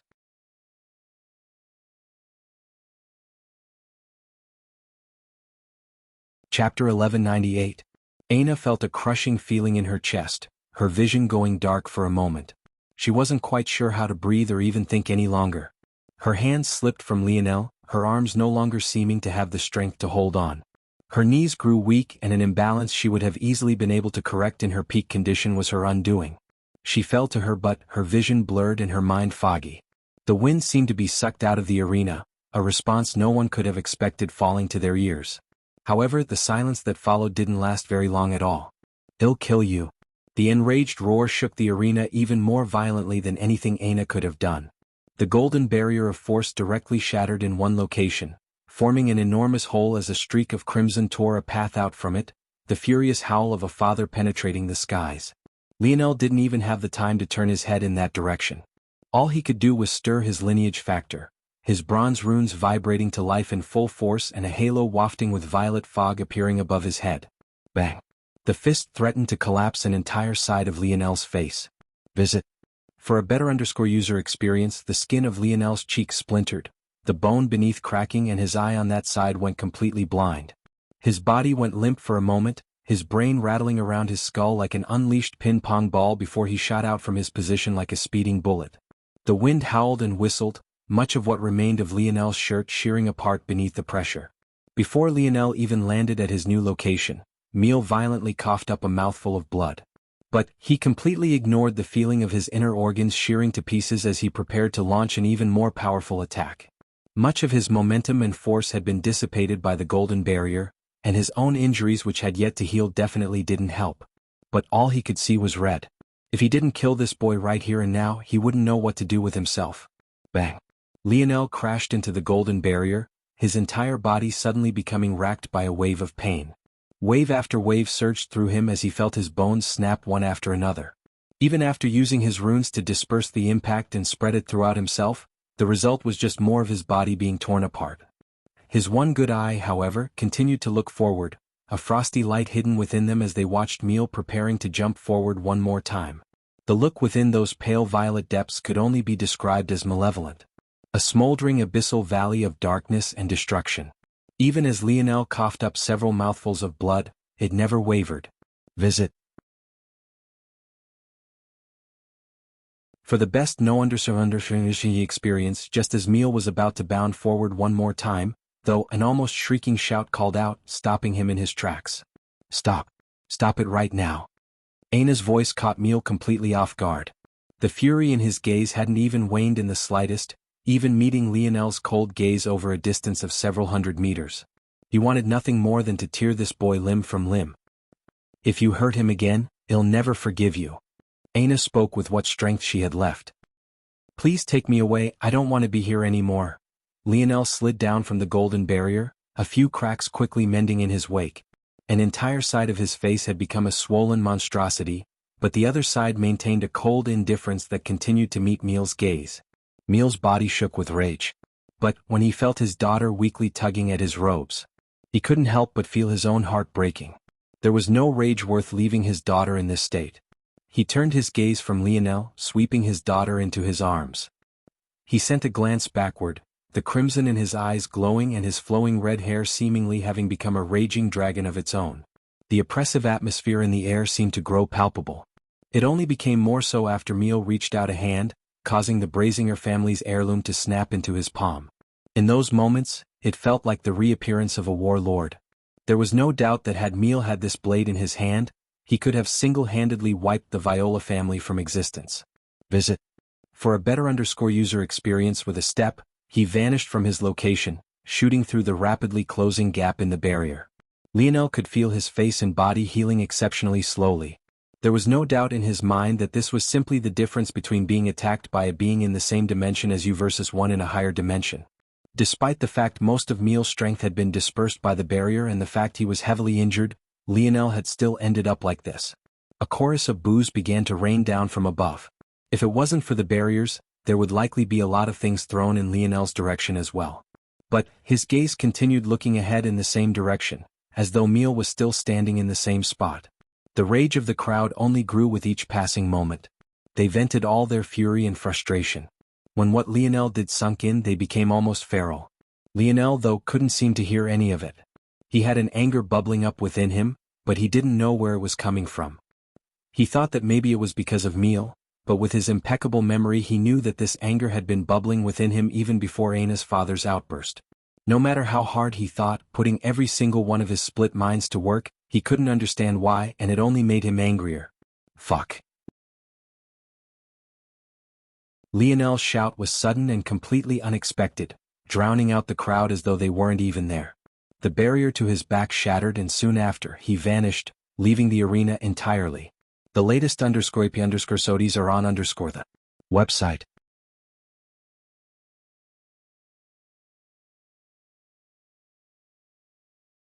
Chapter 1199. Lionel's fists fell like a torrential storm. He stood within a cave carved by his own fists, his rage only seeming to become worse with each passing moment.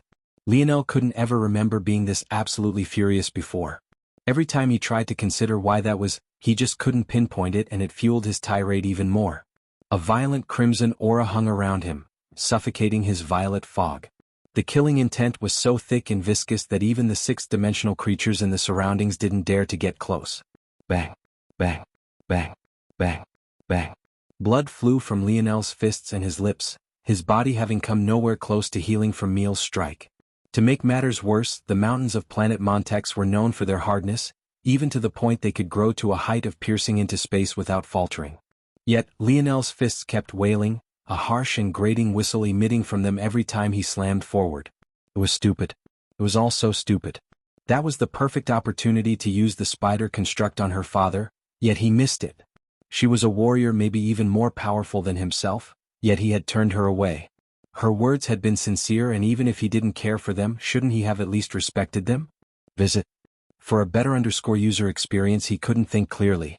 His mind was covered in a haze and he couldn't line up his beliefs properly. He was absolutely furious, but he didn't even have a target. He simply kept punching the walls of these mountains. His lungs were screaming, his limbs were on fire, and his bones couldn't even properly heal under the strain he was putting them under. The cave only grew deeper and deeper. Lionel was absolutely relentless, and he didn't even seem to show any signs of slowing down. But while his mind was at one gear, his body was at a completely different one. No matter how much fuel his mind had, his body wasn't in a state where it could keep up. Bang. Lionel's mind tried to pull his body along, forcing it to break into Tier 4. But that was when he rammed into a wall. His feet faltered, his fist missing the wall before him and his body falling to his knees. He tried to stand, but it all suddenly hit him like a ton of bricks. Breathing felt like he was swallowing hot coals, and his blood rushed through his body like molten metal. He coughed and wheezed, mouthfuls of blood and pieces of flesh coming from his lips. Lionel's vision swam, but his mind was still in overdrive. After receiving so much rest over the past few days, it had far too much energy. Even if he wanted to pass out, he couldn't do it, let alone the fact he wanted to continue furiously swinging his fists. The latest _IP_SODs are on _the website. It was right at that moment that he suddenly felt a palm touch his back. Even in the state his mind was in, he hadn't been able to sense anything before it approached. His head snapped backward, but when he saw what was behind him, his mind went completely blank. It was a woman he had impossibly clear memories of. Those twinkling emerald eyes were all too familiar, filled with warmth and unconditional affection. The cave Lionel's fists had excavated already traveled more than 100 meters in, shrouding everything in complete darkness. And yet, her light smile radiated a light of its own. Eleanor kneeled by her son's side, her brows furrowed in worry. She had been fretting over every tiny detail about how she would face her son again, but in the end, her motherly instinct won out. Even if Lionel hated her, she couldn't continue to watch out without doing anything. Seeing the violent aura around her son and the deep crimson taking over his irises, she couldn't help but react this way. What she had never expected, though, was for that violent crimson to vanish almost the instant he laid eyes on her, his eyes even watering. Mom? Visit. For the best no_vil_underscored_ng experience, all the reflexes in the world couldn't have prepared Eleanor.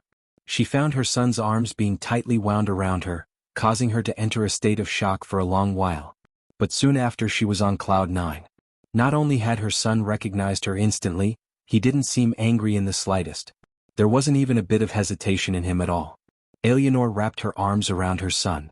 Feeling the state of his body, she nearly couldn't hold back her own tears.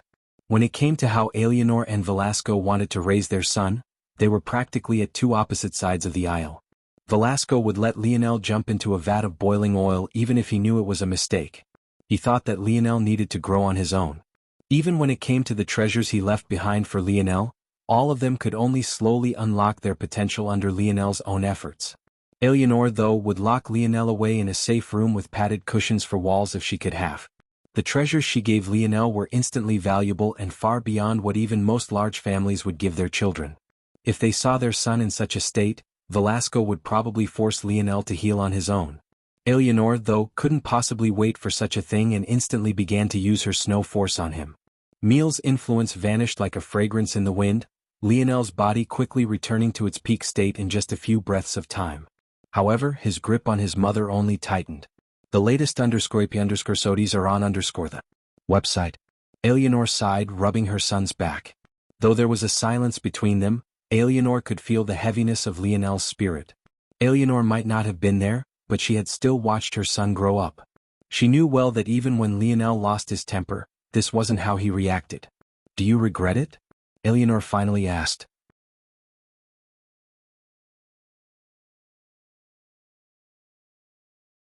Chapter 1200.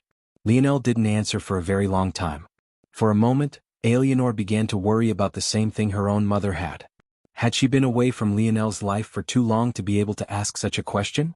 Should she have waited longer? But the result wasn't what she thought it would be. "I regret how I did it." Lionel's voice was still somewhat hoarse.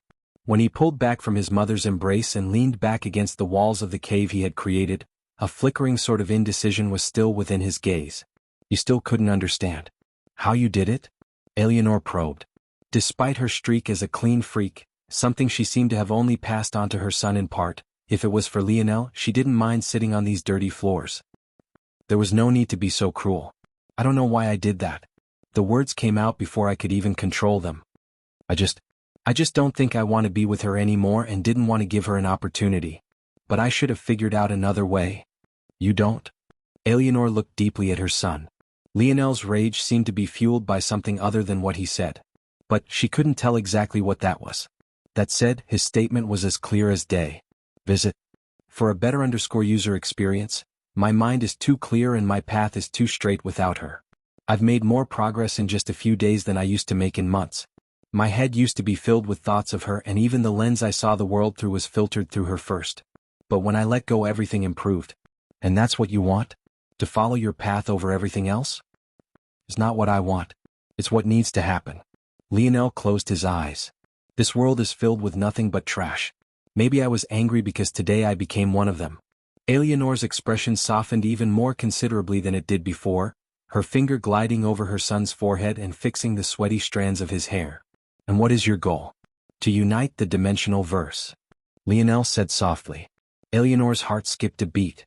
Even with his eyes closed, Eleanor could sense the determination of her son. "It's quite stupid, isn't it?" "That's what she said anyway," Lionel continued. "But maybe it is. I left the arena today even though I know how important getting into the Void Palace is, and I don't even feel like appearing for the third day of the selections, not that they would even allow me to make it past." Lionel felt like an idiot. His mistakes compounded. Now he had let himself down and he couldn't even enter the Void Palace anymore. Great on his part, really. Top tier. Visit. For the best no_underscored_ng experience, Eleanor smiled and shook her head. Her son was clearly still unaware that the tokens were all in her hands. She flipped over a palm and a gem of shimmering amethyst appeared. It was carved into the shape of a coin the size of a palm. On its body, a dark and brooding palace could be seen. Lionel's eyes snapped open. He could feel a strong might coming from the token, a might that could only come from a higher dimensional material. Just looking at it, it was at least on the same level as the memory or Uncle Montes had given him, if not beyond. This is the amethyst token. Mom can give it to you, but you have to promise not to tell your father. I'd throw a fit. Lionel was stunned for a moment before he began to laugh. His laugh was in one part ironic, another part because he truly found the situation to be funny, and a final part sad. This world was truly unfair. Who knew how many were risking their lives for a chance to grasp this amethyst token? Yet his mother was handing it to him without him having proved anything. Did Lionel think he could get the token on his own? Yes. But it didn't make a difference to him at all. After all, even if he did earn it the normal way, he would have to rely on talent he was lucky to be born with to do so anyway. Of course, Eleanor didn't care about all of that. She wasn't exactly sane when it came to matters related to her son. Maybe the only reason Emil still had a head on his shoulders was because Eleanor's heart softened for that little girl. But even then she didn't reprimand her son. Luckily, it seemed that Lionel was aware of his own mistakes. Visit. For a better user experience, Lionel took the token, moving it between his fingers. It carried a great heft to it. Can you give this to her? Lionel asked. Eleanor blinked. Are you sure? Every representative is only given a single one. Even I can't get you a second. The advantage of having one is very great. One of my regrets is that I wasn't patient enough for my true talent to awaken and couldn't get one myself. Lionel shook her head. She deserves at least this much for an apology. Revenge for her mother is very important to her, and her luck is less than that of mine. I have you and Dad, but well, anyway, a gold token is enough for me. Eleanor smiled, a hint of sadness in her eyes. This wasn't because Lionel had turned down her goodwill, but because she could hear the affection in her son's voice. And it most definitely wasn't aimed toward her. However, Eleanor also understood from her own experience with relationships that no outside party could ever force anything to happen.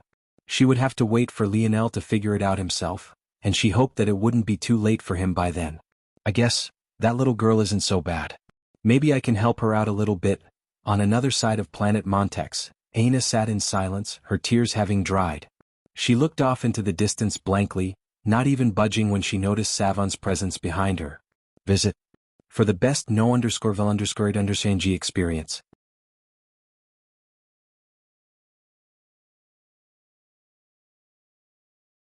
Chapter 1201.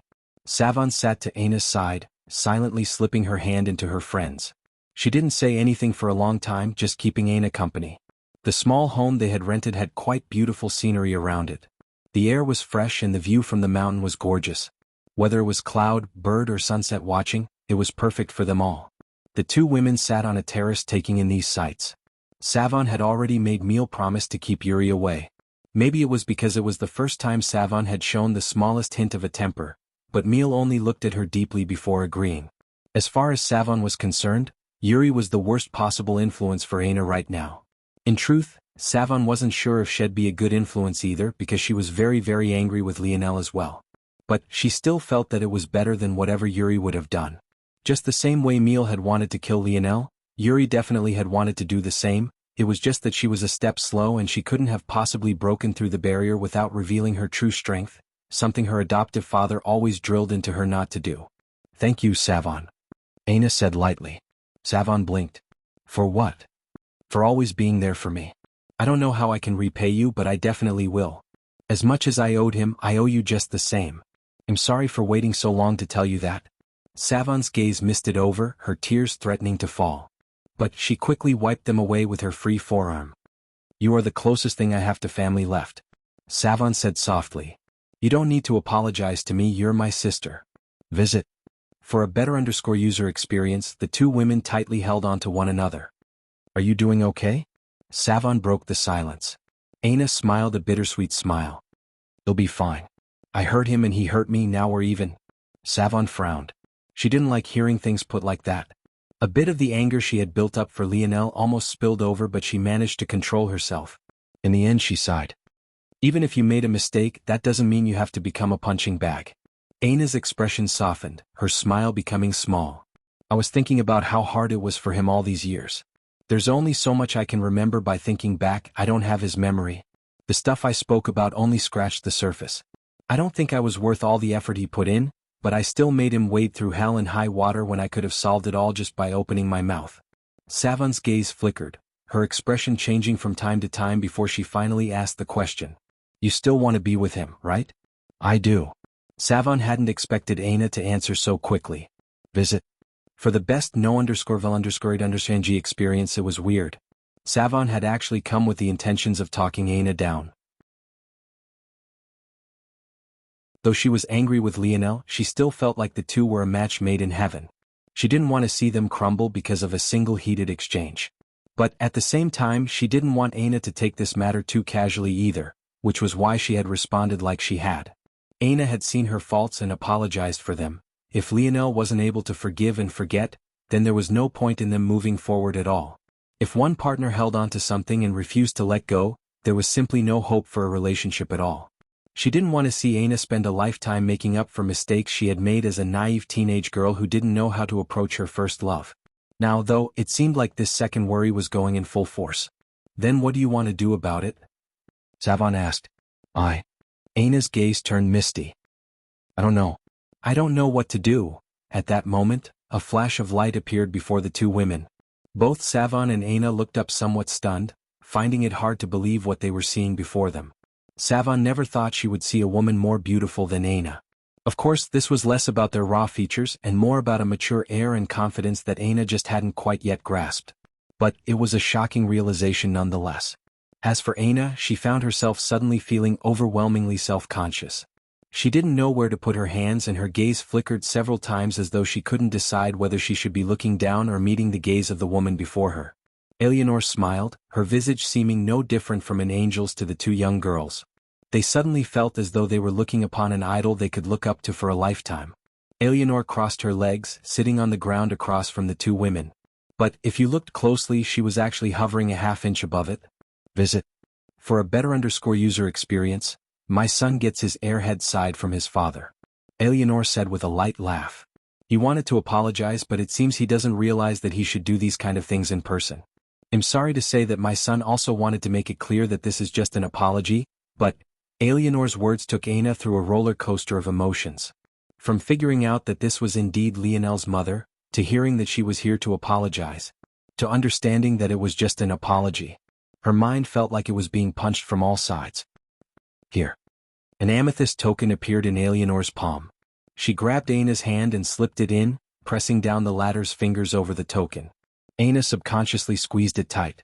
By the time she realized what had happened, Eleanor had already helped her deal with loose strands of her hair and even straightened out her clothing before vanishing into thin air, leaving her in a daze. In the skies above, Eleanor watched on with a complicated expression. She remembered that just a day ago she had really hated this little girl. But Aina's words today and her willingness to bare her heart for all to see had changed Eleanor's thoughts of her entirely. As many would say, winning over a mother-in-law was about as good as winning over a son. I've given you a key. You just have to figure out how to open the lock. She thought to herself. On planet Luxnix, a scene one would have never expected to see was taking place. If the Luxnix were aware of what was happening, it was hard to guess how many mouthfuls of blood they would cough up. While many of the Luxnix family's upper echelon was away at the second day of the selection, a boy stricken from their family records was standing in a vault that held their greatest treasures. Visit. For a better user experience, Lionel couldn't help but shake his head and laugh. He couldn't decide whether his mother was a saint or a common thug.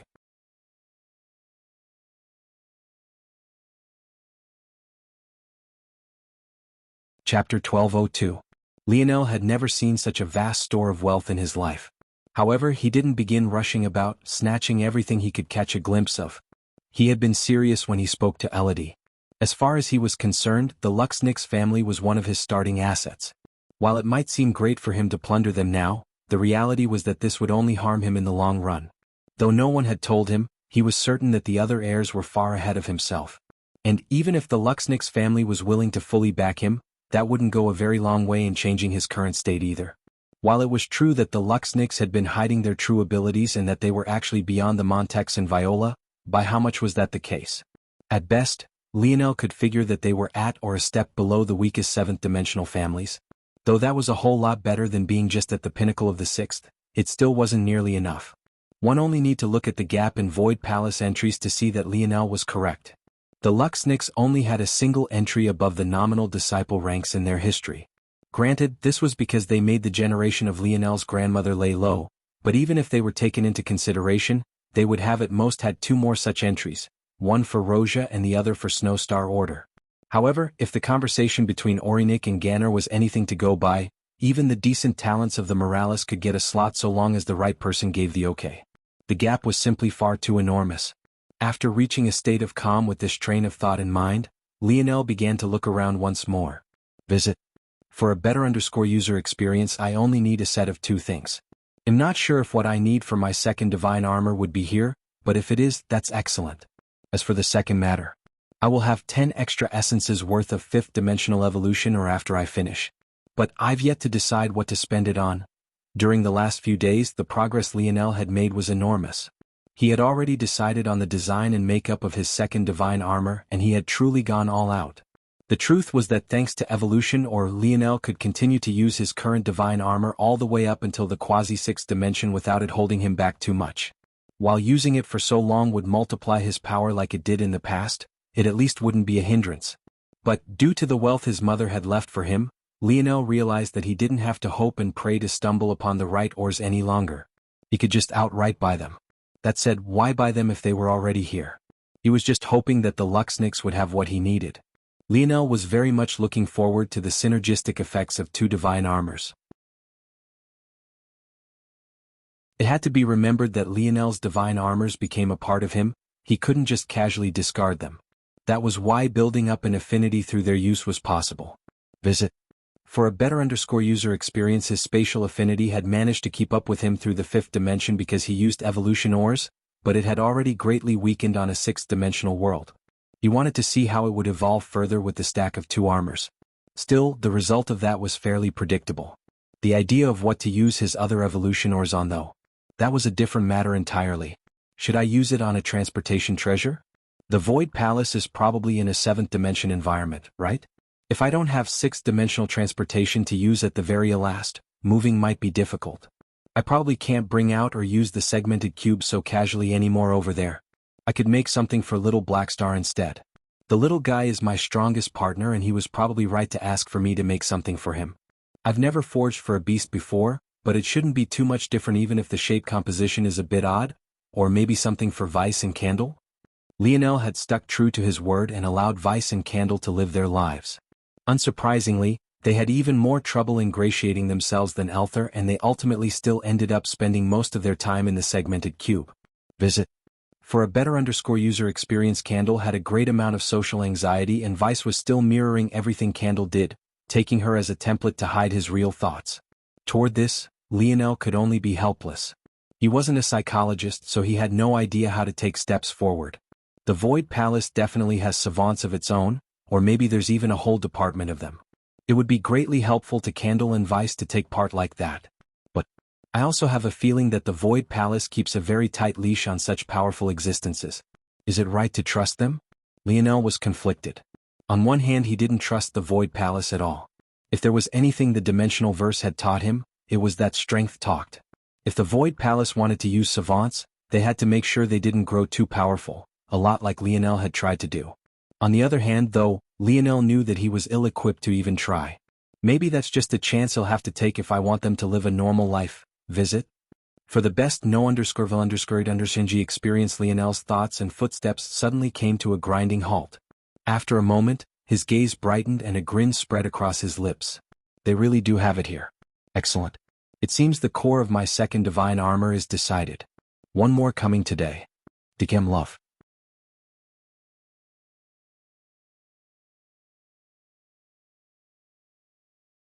Chapter 1203. The ore Lionel laid his eyes on an ore that seemed to flicker between a crystalline blue and a deep abyssal black depending on what angle you looked at it from. The container around it was made out of a very special 6th-dimensional glass material, and yet even it still fogged and allowed crystalline sheets of ice to form on it from time to time. While this might not seem like a big deal on the surface, it very quickly became one when one realized that this ore was only of the 5th dimension. This ore was known as dark ice. The description of this ore was quite eerie. It was known for its ability to freeze over even space itself, causing reality to solidify before cracking it apart like glass. Lionel had been reminded of this or while watching Carolus fight. Carolus' space affinity ability was destructive, but it was a kind of beautiful demolition to watch in real time. When Lionel watched spiderwebs of space spread through Carolus' attacks, even while he did something like walking through the air, he felt his dreamscape tremble. When he connected that feeling to his memory of this or something seemed to click into place. Lionel had already decided the path of his divine armors, and that was spatial affinity. The space element was far too versatile and useful to him. It was already too late to just pivot to another approach, just like how he couldn't just change the formula of his metal Bodis needs either. His path was set in stone. As such, Lionel could only build up from his current starting position. The problem was, he kind of regretted it. The spatial element had been greatly useful to Lionel. It was because of it that he was able to defeat the puppet master, someone far beyond him at the time, successfully. Since then he had relied on it heavily, especially when he had to fight those stronger than himself. The latest _IP_SODIs are on the website. It was only recently, when Lionel began to battle sixth-dimensional existences and entered a sixth-dimensional world, that the spatial domain of his divine armor became useless. But observing Aina made Lionel realize that he was stretching himself too thin. He had too many strengths, he couldn't possibly maximize them all, at least not within a short time frame. He felt like what he should do is focus on his greatest strength, his innate node, and build everything around it. If Lionel could use his innate node freely and without consequences, he was certain that there might only be a handful of people capable of matching him at his dimension level, and all of these people would either have to have outstanding abilities or control over an innate node on the same level as himself. Lionel had already maximized his metal Bodis foundation to accelerate himself toward being able to use Scarlet Star Force freely. He used Star Core to build a sturdy base, and then he picked ores that maximized his ability to withstand forces of the light and fire elements. Lionel felt that he should have done the exact same with his divine armor, but he had been too naive to think that he could have a little of everything, and it was causing his overall battle prowess to suffer. The bad news was that there was already no going back. Lionel couldn't just undo what he had done without causing great harm to himself. However, what he could do was pivot and begin to slowly build a counter to his problems. The solution Lionel landed upon was dark ice. Rather than damaging his foundation to restart, Lionel instead chose to build upon it and synergize with it in a way that would be conducive to his goal. As such, he turned toward an ore that could both build upon his spatial affinity, but simultaneously deviate toward something that could help manage his innate node. Visit. For a better user experience, Lionel chose to approach his problem from two sides. On one hand, his metal body would lay a strong foundation, growing steadier toward a day where it could withstand his scarlet innate node. On the other hand, his divine armor would begin to build a strong affinity toward the ice and water elements, not to mention the opposing darkness elements, to balance out the damage inevitably left behind.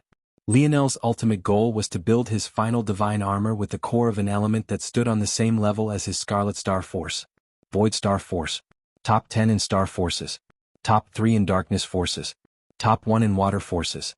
It would become the perfect counter to Lionel's Scarlet Star Force, and a divine armor constructed by it would complete the cycle Lionel had planned for him and maximize his strength to an extreme in the future.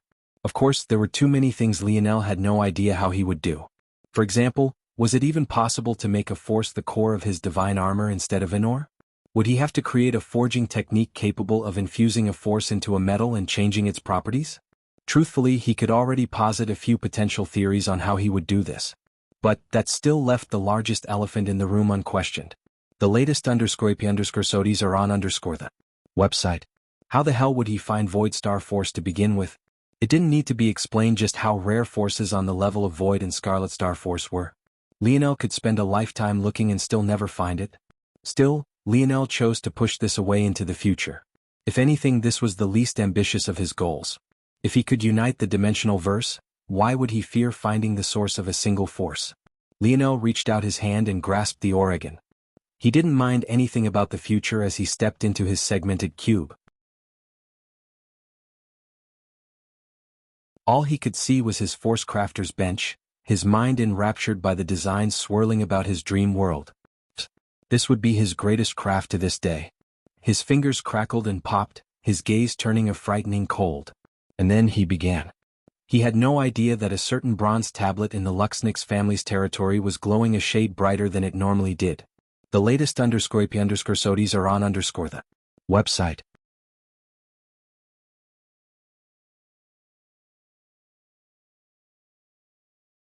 Chapter 1204. Lionel's fingers glided through the air in a rhythmic motion.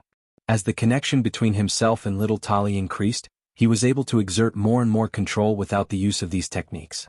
However, no matter how strong their connection became, there would never be a method more precise, accurate and fast than this.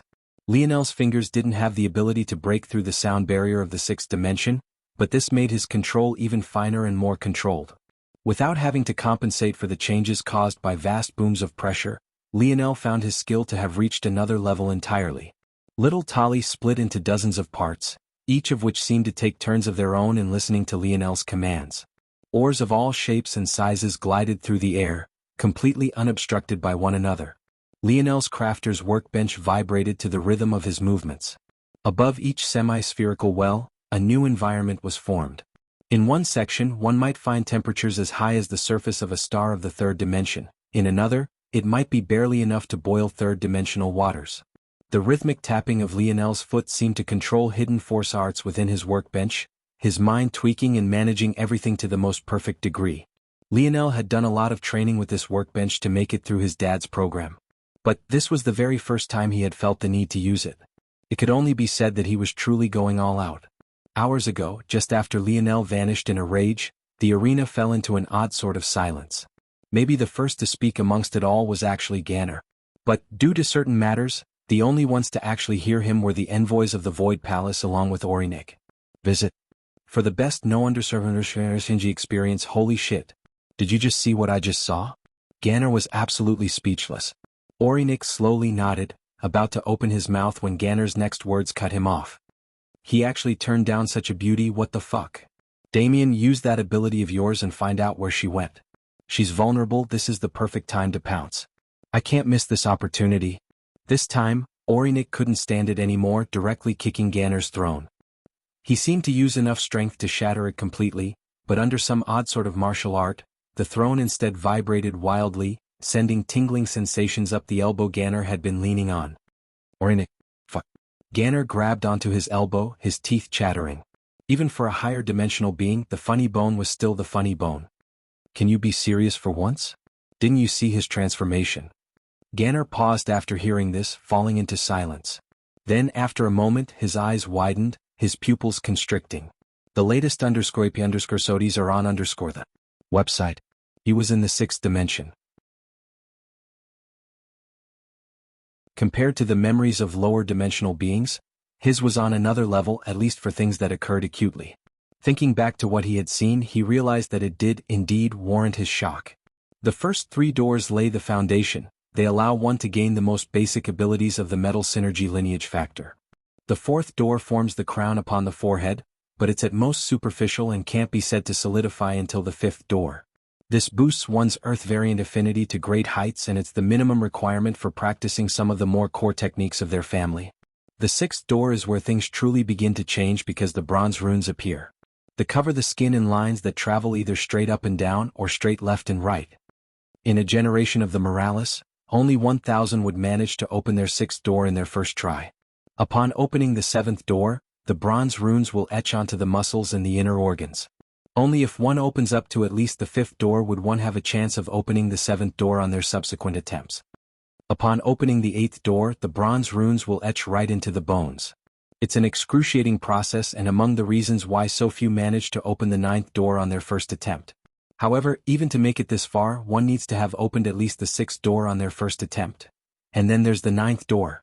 Upon opening this door, visit. For a better user experience, the halo and the most coveted innate ability of the metal synergy lineage factor, gravity domain. Ganner said slowly. In order to have a chance at opening the ninth, one would have to open to at least the seventh door on their first attempt. But even those odds are slim. Only those who open to at least the eighth on their first attempt might have a decent percentage chance. Orinik and Ganner let it sink in. They had come to a sixth dimensional sector, only looking for a chance to escape the harsh environment of the Void Palace. That place couldn't be considered a school for cheating the younger generation. It was more like a hellscape where only those who could survive would get respect and those who couldn't would be treated like trash by the side of the road. To make matters worse, after entering the Void Palace, It was impossible to leave casually without certain privileges. And yet, to think that they would actually stumble upon such an opportunity instead. If Lionel was a random bastard of the Morales family who just so happened to open the ninth door not just once to enter the fourth dimension, but twice to enter the fifth, his price would already be astronomical. However, they had all seen the violet aura that wafted out from Lionel's halo. It made what should have been his gravity domain somewhat different from what it should be in practice. And, if Orinik recalled properly, there was even an odd hint of red in there that carried a violent sort of suppressive aura. Lionel was not only a talent, but his lineage factor had mutated. The latest _IP_SODIs are on the website.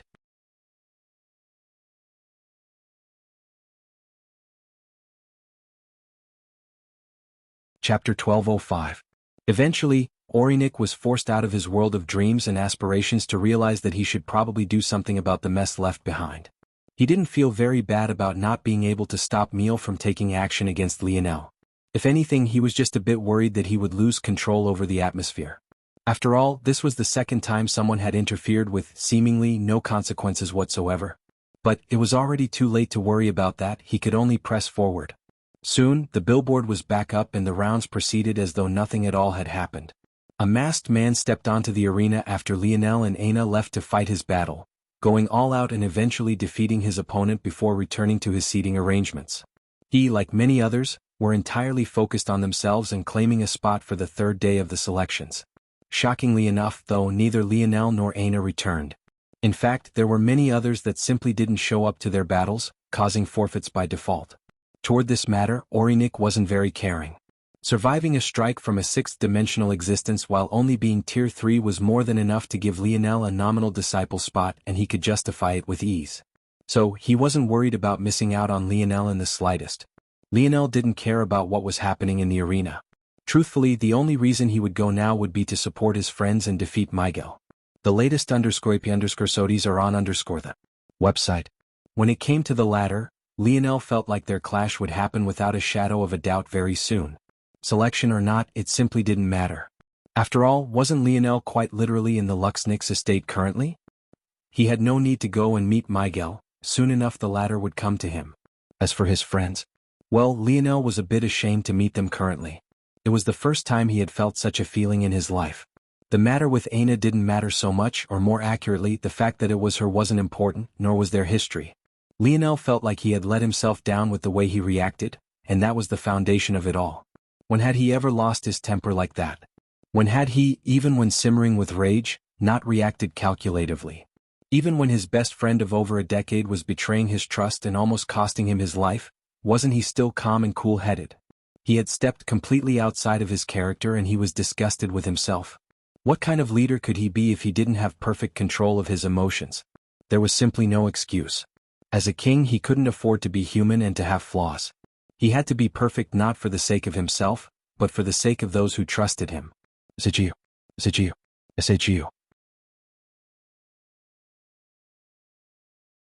The whistling, sharp winds of Lionel's fingers became more defined and controlled, his mind becoming calmer and more focused and refined as he dialed in on his purpose. The latest _IP_SODIs are on the website. He had given Aina an apology, but he felt like he owed his brothers an apology as well. Who they followed was a reflection of themselves. If their king was such trash, what did that say about them? He refused to make this mistake again. No, he would never make this mistake again. That was something he swore to himself and on his heart. It was simply a shame that Lionel hadn't seemed to learn just yet that there was no amount of level-headedness that could eliminate something who held to your core. Bang. Lionel opened his eyes slowly, a spark of a radiant blue reflecting deep within them. Something at the right angle, his pale violet eyes would seem more silver than violet. Now they seemed to have gained a tinge of a blue character to them, something flickering. The temperature of Lionel's body cooled considerably and the color of the world seemed to change. No, it wasn't that the color of the world had changed, it was almost like it had instead gained a small filter to it, allowing Lionel to see things he hadn't quite been able to see before. So, this is what a water force affinity feels like. So different. Visit. For the best no_vel_read_G experience, the Morales family's lineage factor could only be said to be fantastical. To give one the ability to gain affinities simply by assimilating ores and special metals, It was no wonder they stood atop the seventh dimension of the human domain. Lionel hadn't felt like this when his spatial affinity gained a wild boost to it, but that was likely because space elemental force didn't really clash with anything he had known. On top of that, he was quite green to the dimensional verse when he made the change, so it wasn't really upturning any of his worldviews. But after seeing and truly feeling water force for the first time, Lionel couldn't help but gasp in astonishment. It was completely antithetical to his exceptionally high fire elemental affinity, and it was as though he was looking through the world in a completely new lens. The kind of inspiration it gave him leagues beyond anything he had ever experienced before. The feeling was so much more intimate than when Lionel used his spear domain lineage factor to feel the affinities of different spears. He had tested out all sorts of spears, he had even touched water domain spear before, but this was completely different. The difference was akin to a person telling you their life experiences and the hardships they had been through, versus you experiencing that life in their stead. It couldn't even be compared. Lionel reached out a hand. A globule of water force quickly formed, and soon a smooth sphere of blue waters appeared before him. It was so precisely controlled that it almost looked like a glass orb instead. His fingers snapped and the sphere of water suddenly froze over. Space crackled as lines of fine ice appeared in seemingly empty air. Just as Lionel was about to continue his tests, a frostiness coating the tips of his pale violet hair, his gaze narrowed. Visit. For the best no-underserved experience, he had been so focused on his craft that he hadn't really been paying attention to anything else. He completely trusted that his mother would never let anything happen to him. But now that he had suddenly freed so many minds, he finally noticed it. The silver tablet is trembling.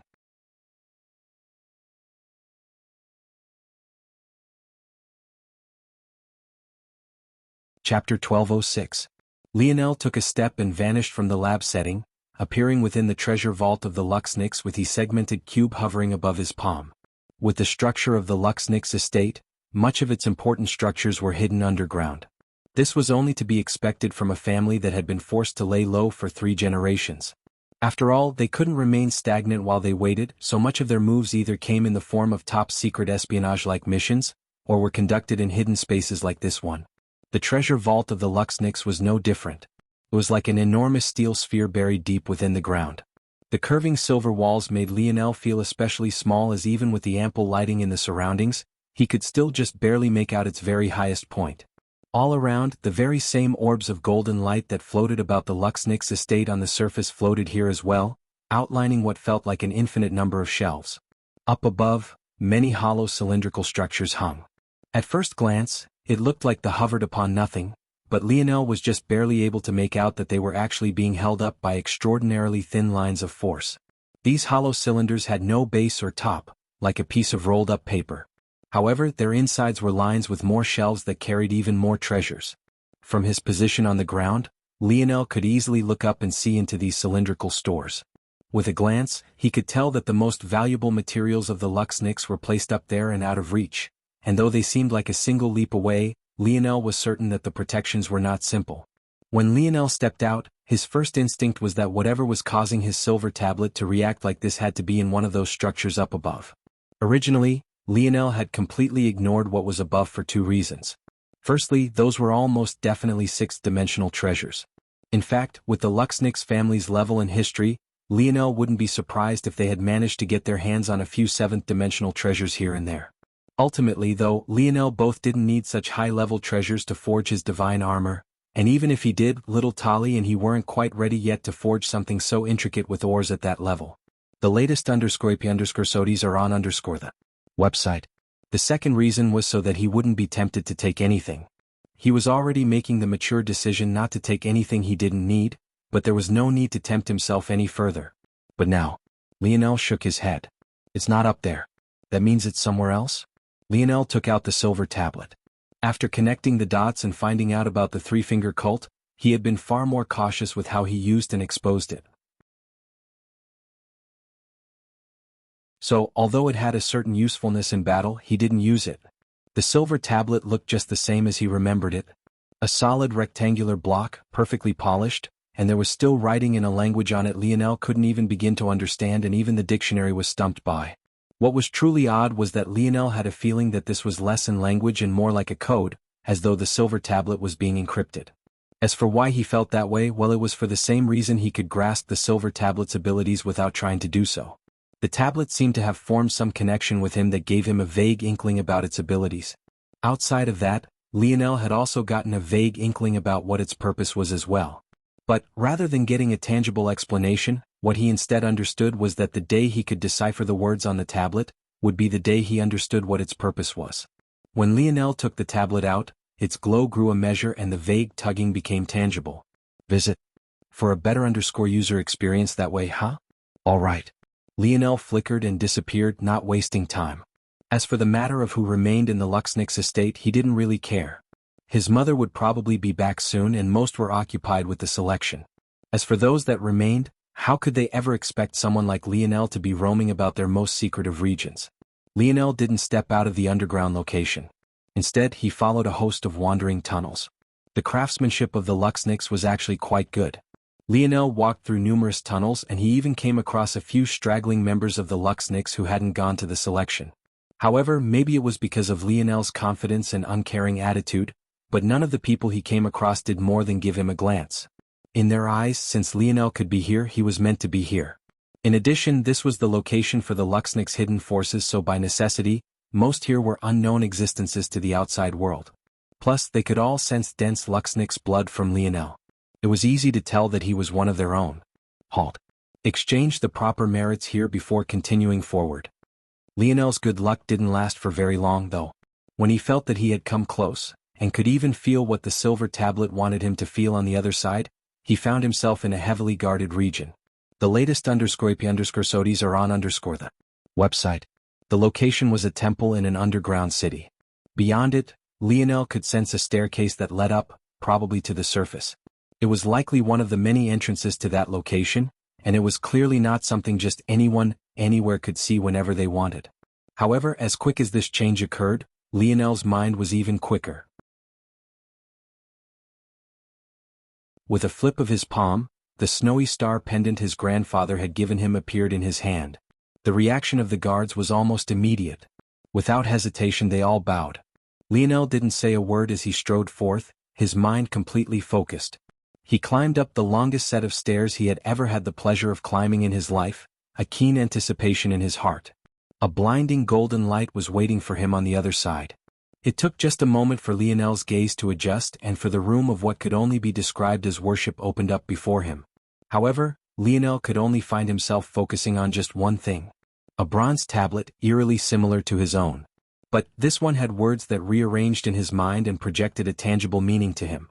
He could read the very same prophecy that the Luxnix had and feeling the same thing Miguel had. In fact, he could even feel his blood stirring, as though something deep within was trying to stir itself awake and shine through. For a moment, Lionel even felt that the third awakening of his wisdom branch was a single step away. Visit. For the best no_vil_undersing experience, he couldn't help but stand in mute shock. At least he did until... I've been waiting. For so long.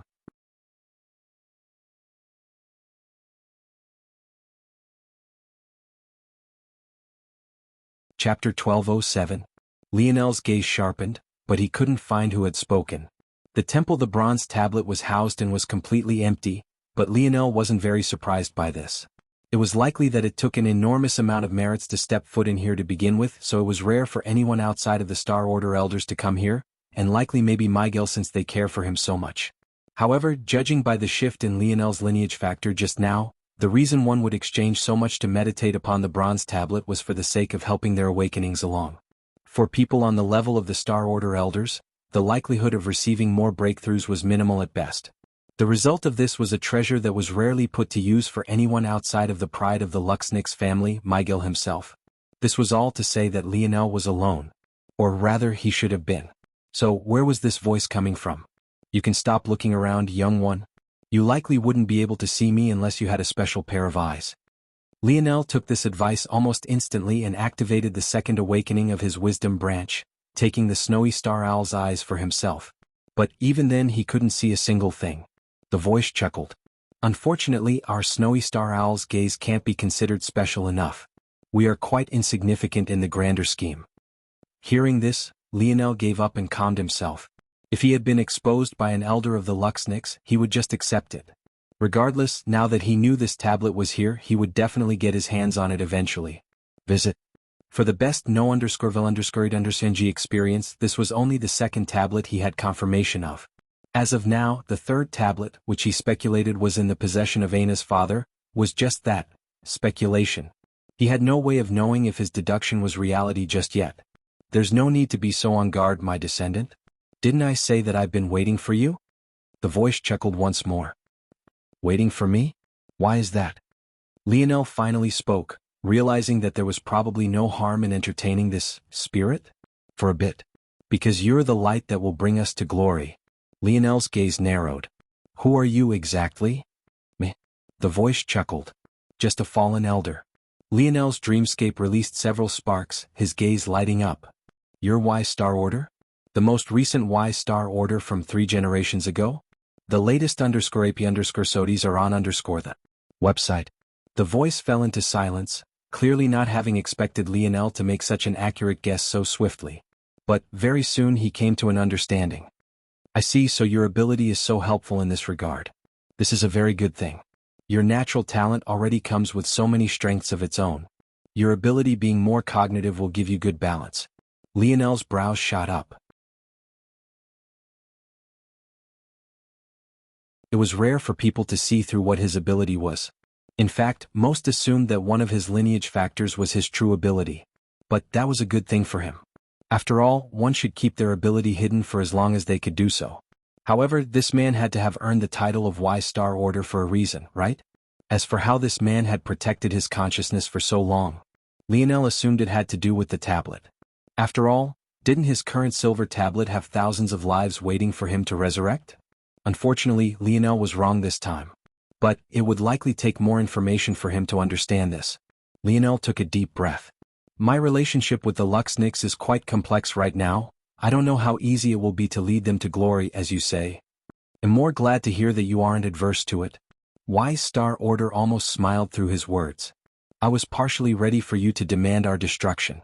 Lionel shook his head, confirming that Y-Star Order was indeed aware of what had happened to him. Visit. For a better user experience, not everyone is at fault for this. I'm relieved. I'm truly relieved. Y-Star Order's voice carried a doting air to it. The more he observed Lionel, the more satisfied he seemed to become. Without even meditating upon the tablet, Lionel had actually already completed so many awakenings. How could he not feel gratified? Ancestor Y-Star Order, I'm very curious about this tablet though. This is my very first time seeing it. Can you tell me about it? Of course. This was always my intention. This bronze tablet was found in a zone by our ancestor and can be considered to be the root of our family's origins because it was from it that our lineage factor was birthed. Lionel's brows rose. Did that mean his silver tablet also had a lineage factor hidden within it? But something about that deduction felt off. Lionel was uncomfortable because he had so little information. Him drawing conclusions now felt like throwing darts blindfolded. Everything we take pride in as a Luxniks originated from this starting point. But it is exactly just that. A starting point. I'm ashamed to say that in our millennia of progression, none of those who share our blood has ever been able to dig up the truth behind it all. Visit. For the best no_vel_ng experience, after my death, I made use of my ability to tether my soul to the bronze tablet so that I could continue to analyze and understand it. Before my time came, I had come to grasp a timeline for the words written upon the tablet and understood that these matters would take place 3 generations later.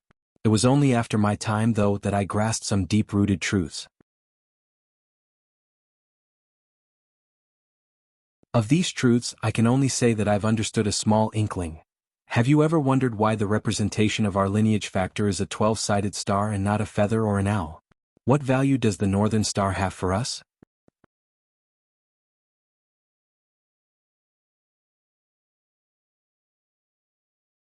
Chapter 1208. Lionel's gaze narrowed, his ears subconsciously perking up. He would be lying if he said that he wasn't interested in hearing the truth behind this matter.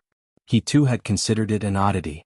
In his own low-level understanding, he found it weird that something like Snow Force came from a northern star. Snow Force was indeed a star force, but shouldn't the type of star in question be called Snow Star? Lionel himself accepted that this was a crude line of reasoning that even a 5-year-old could think of. It was ironically because of this that he didn't pursue it too far. Who was he to say what the star should or shouldn't be called? For all he knew, all these names were chosen randomly. Snow Force didn't even sound like it made any sense for a star elemental force already, so why did anything else need to make sense?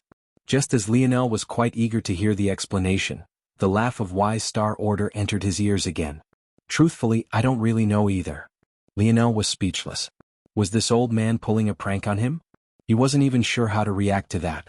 Seeing Lionel's reaction, wise Star Order only laughed harder. In fact, he laughed so hard that Lionel was a bit worried about his health. And then he felt somewhat bad. Visit. For the best no understanding he experienced, this old man had probably been stuck here in silence for who knows how long. This was the first human interaction he had had in a very long time. It was no wonder he was acting like this. Lionel's view of the world was still very much Earth-centric. Though lifespans had about doubled to tripled thanks to Earth's technology, the idea of being secluded for decades at a time was still foreign to Lionel.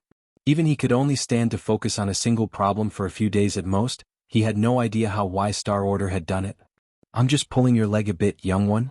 I don't have the full story, but I do know a bit. The fundamental truth is that the snowy star owl lineage factor is just a starting point. Beyond the 12 awakenings, there's something more. 12 awakenings? Lionel's brow arched upward. Yes. Wise Star Order confirmed. There are 3 branches of the snowy star order lineage factor. Each branch has a total of 4 awakenings. Once you complete these 4 awakenings for all 3 branches, your snowy star owl lineage factor can be said to be complete. And then? Lionel pressed. And then you will have a choice before you. You can either continue forward with a perfectly blossomed lineage factor, or you can regress. Visit. For a better user experience, Lionel's pupils flickered. Regress? Yes, regress. Beyond the snowy star owl there isn't an evolution. Rather, there is an opportunity for an exchange. You can give up everything the snowy star owl has given you and trade it in for a higher class bloodline. But you will need to start from the very bottom once again. Lionel's brow furrowed. The idea of starting from the very bottom in exchange for a higher class lineage factor didn't sound terrible to him. He had awakened his snowy star owl lineage factor for the first time 3 or 4 years ago, and yet he had already progressed so far without the help of the bronze tablet. Of course, Lionel had an idea as to why this was. His snowy star owl lineage factor was heavily reliant on snow force affinity and everything was centered around it. However, because of his innate node, Lionel's base light elemental affinity was already far beyond anything his density of bloodline could compare to. As a result, by virtue of his innate node alone, he was guaranteed to have high-class Luxnix blood. Beyond this, Lionel felt that whatever he was exchanging his bloodline for was highly likely to be related to the snowy star owl to begin with, so it was probable that his innate node would continue to give him a great advantage. The issue here, though, were the variables. What if this new bloodline wasn't as compatible with him as the snowy star owl? What if he was wrong about their relation and this new bloodline didn't respond well to his innate node at all? He could think of too many things that could potentially go wrong. Visit. For the best no underscore experience, that's an interesting expression you have there.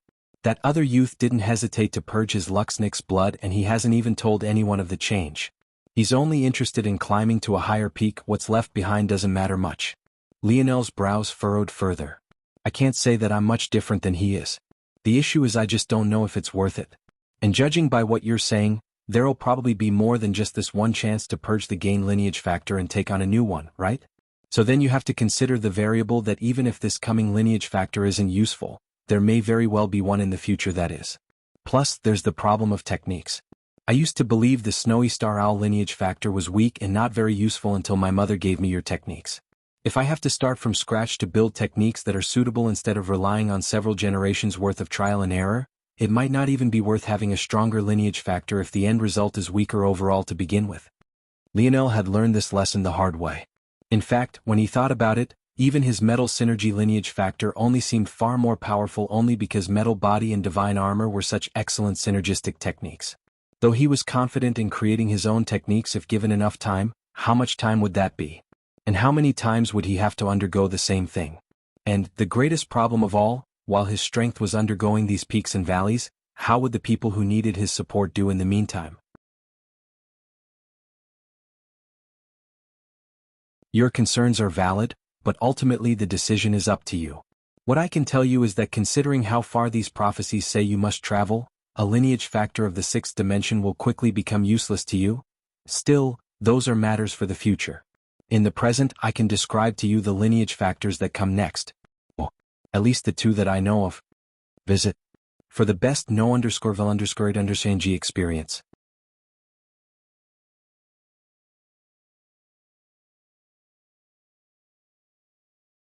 Chapter 1209.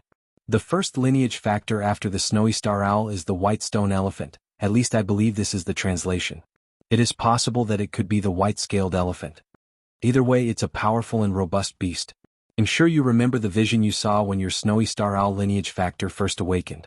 The sight of a majestic bird flying through the starry skies, crossing galaxies with a single flap of its wings and leaving roads of gold in its wake. The white stone elephant is no less majestic. It doesn't have the snowy star owl's speed, but for what it lacks in it, it's capable of making up in spades with its looming presence. Its body is covered from head to toe in a tough, white leathery skin that almost appear to be scales at some angles. A singular gem takes the centerpiece of its forehead as home. Its ankles are surrounded by halos of gold and its tusks shimmer like gems. Why Star Order seemed to have a way with words, or maybe Lionel's imagination was just too vivid compared to the others thanks to his dream world. But regardless of what the truth was, Lionel could almost see the majestic beast before him, the rings of gold following its slow and methodical steps. The white stone elephant has 3 branches: the strength branch, the healing branch, the wisdom branch. Once again, much like our snowy star owl lineage factor, the healing branch is considered to be a secondary benefit. But, as you can see, secondary doesn't necessarily mean weak. Lionel's thoughts sped up, quickly incorporating the information he learned. In truth, the loss of the speed branch was quite devastating to him as it was perfect for countering the weakness of his metal body.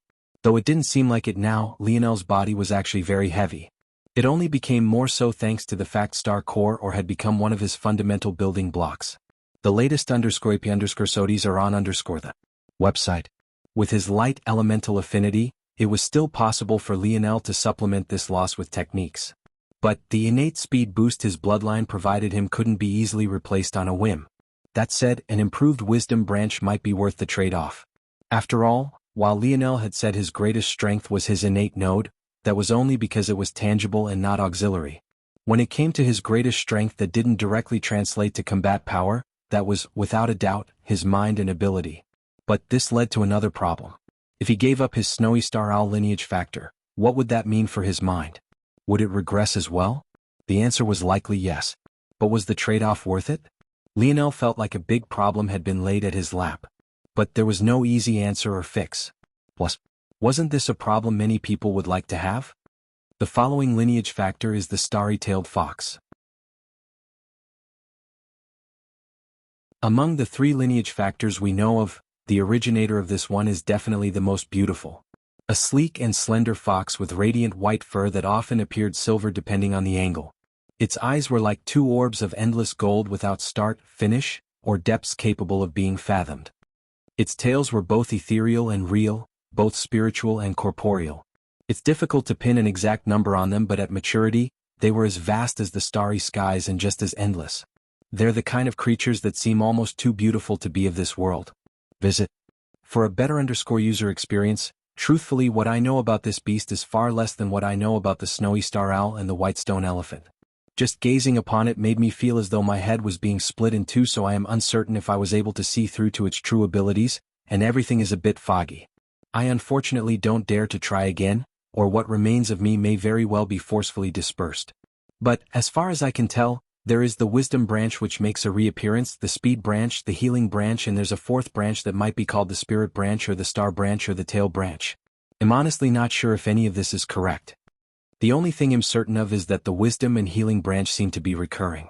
As for everything else, I have no way of confirming. Lionel fell into his thoughts. It seemed that this starry-tailed fox was more in line with what he needed. If for nothing else, he might have to suffer the regression of the white stone elephant just to ensure that he could gain access to the starry-tailed fox one day. In addition, from these conclusions, it seemed that these creatures all shared another similarity. They shared colors of white, silver, and gold, while also placing great emphasis on their purity. The images that Star Order described all fell in line with this. In that case, there was a high likelihood that they were also connected by a string of light elemental force as well. Or, at the very least, star elemental affinity. Regardless, Lionel had a leg up. After all, Scarlet Star Force was a top 10 star force in existence as well. Ancestor Y Star Order, what elemental affinities do these creatures have? And what dimension are they considered to be in? Ah, excellent question. Seems I've gone a bit senile and forgot something so important. Visit. For a better user experience, all of these creatures seem to have a light and star elemental affinity, that is the thread that connects them. The white stone elephant uses a force known as gem force. The starry-tailed fox uses a force known as spirit or ethereal force. I'm not sure which is the name. It might be neither of those. I am certain that it is a light star elemental fusion force, though.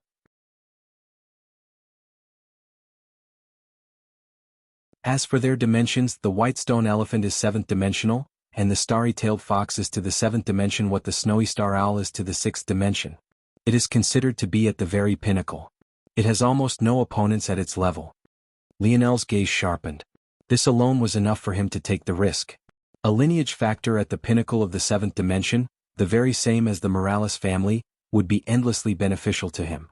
However, what Y Star Order said next surprised Lionel even more.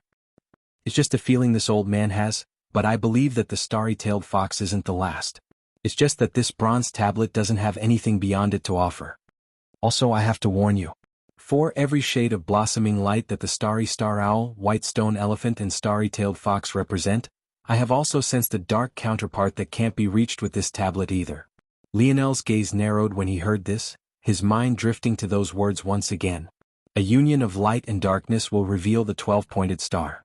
The latest _AP_SODIs are on the website.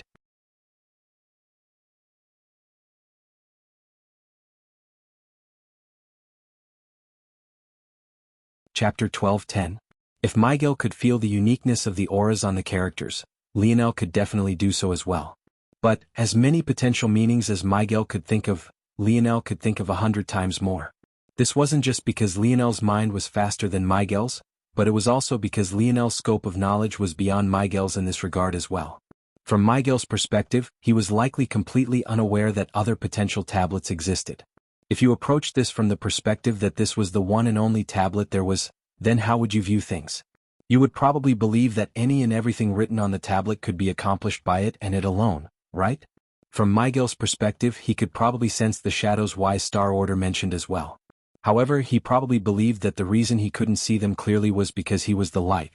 As such, if he wanted to learn more about those shadows, he would need to find darkness to meditate upon the tablet. Then, their union would result in something more powerful than the individual sum of their parts. This was probably why Miguel felt it was more likely that this union involved marriage or, at the very least, copulation. Though he could think of other possibilities, this was the one that made the most sense given the understanding he had and the scope of his knowledge. Truthfully, no one could blame him for reaching that conclusion. Visit. For the best no_vil_underscored_g experience, but for Lionel, who had a silver tablet in his possession, and was even aware that there was potentially a second bronze tablet in the hands of Ana's father, his perspective was different. If you add in Y Star Order supplementing Lionel with his knowledge, then Lionel's view was even broader than it was originally. With this like this, the hypothesis that has the highest odds at 68% is that there are two sets of tablets.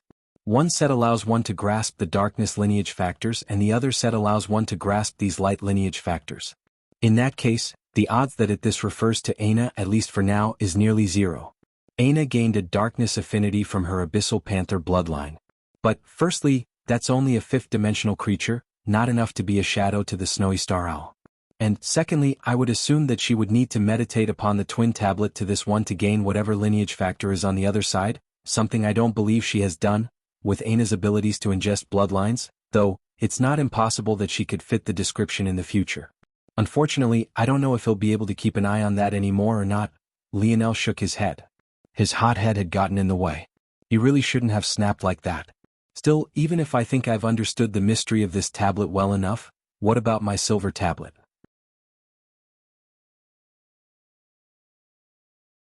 And what about Ana's father's bronze tablet? What are these tablets? Are they all just stores of power and lineage factors? But my tablet doesn't have a lineage factor hidden with it like this one does. Visit. For a better user experience, is it that I need to find the bronze tablet counterpart to my own silver tablet so that I can start at the beginning? After all, if there needs to be an exchange from start to end like it is here, then maybe the hidden lineage factor in mine won't appear until I do. Does that mean Anna's father has a lineage factor bestowed by his own? Lionel's head spun with all sorts of thoughts, but he couldn't seem to come up with a conclusion. He only had 2 data points, and yet he was trying to extrapolate. It was a recipe for disaster. Lionel shook his head. Speculating on matters he had so little information about was nothing more than a waste of time. Instead, he preferred to ask Y Star Order the question he had held back from asking until this moment. Ancestor Y Star Order, when you chose to tether your soul here, what purpose did you have for it? Was it really just to pass on this knowledge to me? The question was an obvious one, at least to Lionel. He didn't get lost in the fantastical nature of the world that was opening up wider and wider to him. Rather, he was able to see the obvious flaw sitting right before him. Visit. For a better user experience earlier, Y Star Order had implied that Miguel had already shed his lineage factor before. This meant that by now Miguel, at the very least, had the white stone elephant bloodline at his beck and call. Logically, this meant even if he didn't understand things to the detail that Y Star Order described, he had still figured out enough to understand how to improve and upgrade himself. The rest of this were things that Lionel could have learned himself, especially since his perspective on these matters was even wider than Y Star Order. Y Star Order could only speculate that there were more tablets elsewhere. But he had no idea that there were tablets completely unrelated to the one that right here. So long as Miguel gained the starry-tailed fox's lineage factor, he too would be able to conclude that there was more still waiting for him elsewhere. This was all to say. Neither Lionel nor Miguel needed these matters explained to them. At best, Y Star Order had secluded himself here, torturing himself for what was probably hundreds of years, and for what, exactly?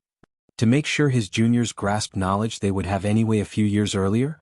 Maybe Lionel could be considered a genius to have grasped this so quickly, and maybe someone else would have skipped over this thought a bit too quickly, but as far as he was concerned, it didn't take a genius to see that there was something wrong with this picture. Visit.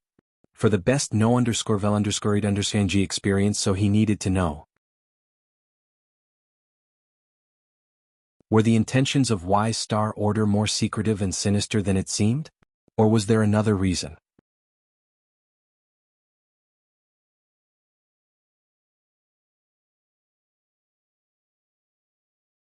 Chapter 12:11. A hushed silence fell over the temple, Y Star Order seeming to not want to answer immediately. There was one very important thing that had been left out in all of this, something that had been nagging at Lionel even more so than the oddity of Y Star Order's actions. And that was the existence of the title Y Star Order to begin with. What did Y Star Order, Snow Star Order and Northern Star Order even mean?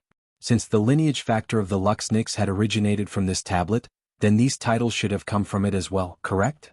In that case, what did they mean? Another oddity even beyond this was the title Snow Star Order. From Y Star Order's deductions, it seemed that the healing branch and the wisdom branch were recurring themes.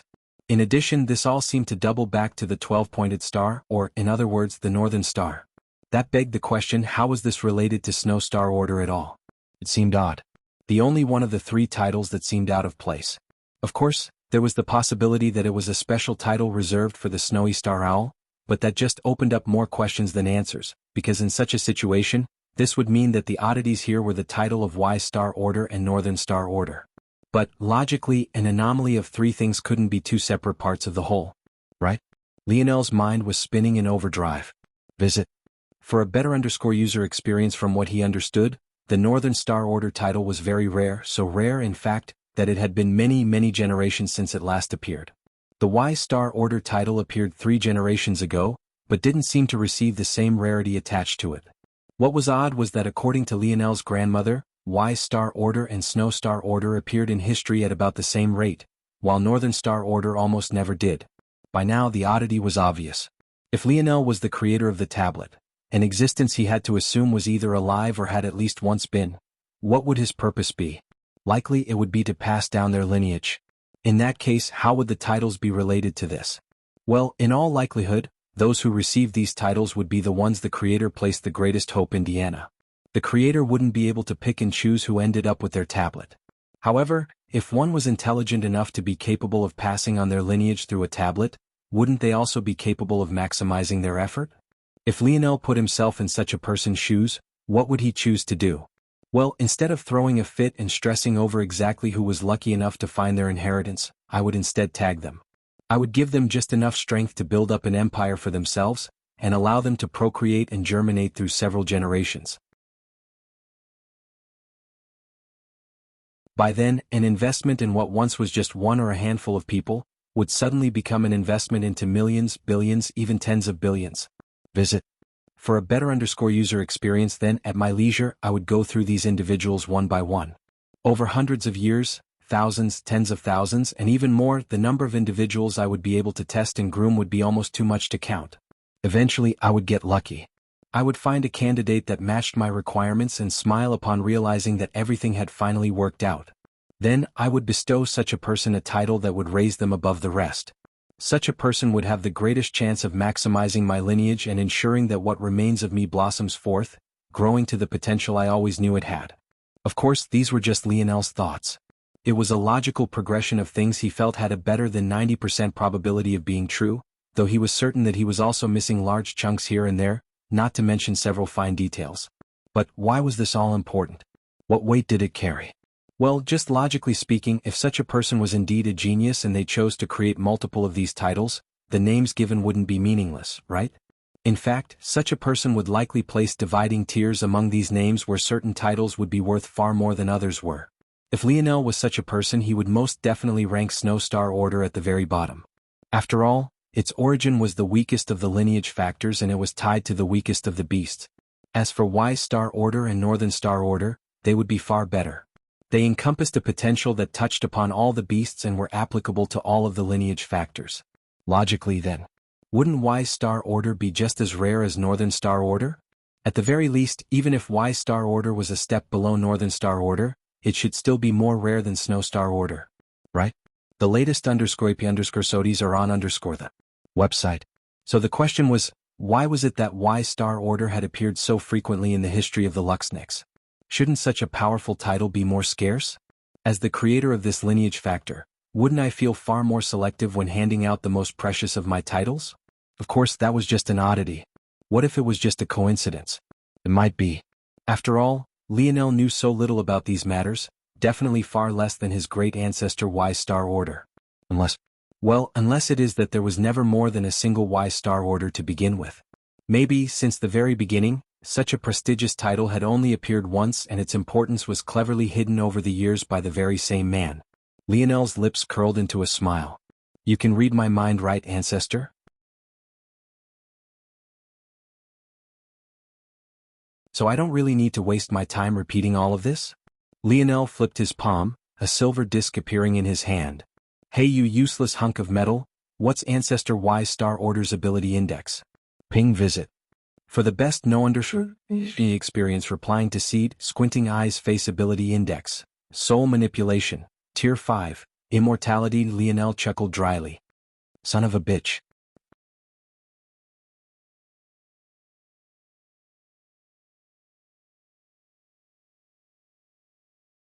Chapter 12:12. Lionel had already memorized the known ability indexes. So, he didn't really need the dictionary to explain anything more to him. Form. Manipulation. Immortality. Even if he hadn't memorized these 5 titles, just by the fact that Wise Star Order was in Tier 5 to begin with was shocking enough. There was only one group of people who could enter the 5th tier. Savants. Lionel had to say that the creator of these tablets surely chose well. There probably was no better choice for a title like Wise Star Order than a savant with a soul ability. Lionel felt like this was a great opportunity. He really wanted to find out how savants who hadn't been locked up since their youth functioned. From what it seemed, Wise Star Order was kind and even somewhat pitiable. However, Lionel was well aware that those who fell on the spectrum savants normally did were actually very good at falling in line and displaying an outward facade to fool those around them. In fact, if you weren't careful, you would very quickly find yourself being manipulated. Apparently, though, Lionel didn't realize the irony in his own thoughts. Visit. For the best no_vil_ed_ng experience, someone else would have already fallen into Wise Star Order's rhythm. The moment Lionel felt pity for his ancestor, it was pretty much over. Wise Star Order most definitely hadn't wasted his years of immortality. If Lionel also blindly trusted him, what chance did he stand? Lionel shook his head. I wouldn't be surprised if the instances of Northern Star Order appearing in history were fabricated as well. You really thought ahead, just in case a Northern Star Order really did appear one day, you would have a backlog of fake history to rely upon so no one shone light on you. But the question still remains, why? With a savant leading the charge you could have done all of this yourself. What are you here waiting for? It can't be that you really want my body, right? Lionel smiled, but for some reason, it didn't seem to travel to his eyes. There was something decidedly cold about the current atmosphere. I see. Wise Star Order finally spoke, the slight bubbliness of his words having faded. Stripped down of all its emotion, his voice wasn't exactly cold, but it was just a step away from robotic, as though there wasn't anything particularly human left of him. So you're a lot like me. It's no wonder my usual act doesn't work. Wise Star Order took a breath, but it seemed to be a habit rather than a necessity. You're a bit too naive, young one. The dimensional verse is far more vast than you can imagine, and a single wrong step could bring you ruin. Even being a savant isn't enough to guarantee anything. Just to get these fools to bide their time for 3 generations, I had to dedicate an entire lifetime to servitude. And even then, I needed to kill a few idiots who wanted to ignore my prophecy.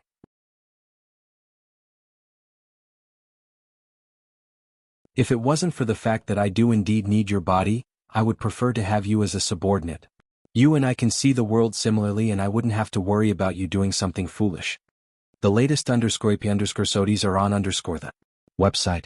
Lionel chuckled. You should pick someone else's body. If you try to take mine, your immortality ability won't be worth much. I hope you choose smarter. Wise Star Order didn't seem to hear Lionel's words at all and instead sighed. If only I wasn't born human. What good is a soul manipulation ability if my soul is so weak? What good is being immortal if my body still rots after a couple centuries? Are there races with more powerful souls? Of course there are. Do you think I've wasted my years of life? My knowledge of the dimensional verse is beyond anything you can imagine. I've even left the human domain and traveled to places even those uppity cowards of the Void Palace don't dare to step foot in. I've seen a race of people who are born as nothing but souls. Their childhood is made up of nothing more than constructing the bodies they need to live in. Their souls are so powerful that each is like their own blazing sun. I've seen a race of people whose infants could kill a 6th-dimensional expert with a single stomp. I've even seen a race of people that can swallow planets and shit out moons. The humans race is so pathetically weak that I'm almost baffled they still dare to call themselves emperors and empresses in this domain. They're just lucky that this domain doesn't have an 8th-dimensional region, or else what peaceful existence they do have would be torn to shreds in an instant. Visit. For the best no_vel_ed_ng experience, but then again pretty soon this shitty human domain will have one, huh? By then there'll be no place to hide. I already don't have any more time to waste in this place. I need this family to grow stronger so I can take those final steps, and your body is simply excellent. Your mind is robust so I won't have to shave off my own strength as much as I usually do. You have a high-class innate node usually only those elemental races can form, and it happens to be the perfect innate node to speed up my evolution through the 5 light star beasts. When I have enough strength, I can finally go retrieve the next tablet from those arrogant elemental races and touch upon the final stage of evolution. Plus, you're also a Morales. Not worth much in the grand scheme, but in terms of humans there's no better body to take. Oh? You know about the Morales? Of course I do. Lionel could practically hear Wise Star Order's sneer. Even after I hid the secret of the tablet away from your grandmother for so many years, that bitch was still progressing too fast. You came at the most convenient time for me to finally stall her growth. I never understood why humans place so much emphasis on their emotions. She could have long since rivaled the greatest experts of the human domain by now if she wasn't so soft. However, it's good for me this way. This family can only be led by me. Lionel suddenly laughed. You know, I originally felt quite bad for you. But now, I think it would just be best if you died. Visit. For a better user experience, you're tuning in to the Han Lee's Wuxia Chronicles YouTube channel. We're so grateful for your support, and don't forget to subscribe to join us on this incredible journey through captivating stories. Your generosity through donations truly makes a world of difference, as it's the primary source of revenue that allows me to expand and enhance this channel for you. Thank you from the bottom of my heart for being a part of this adventure.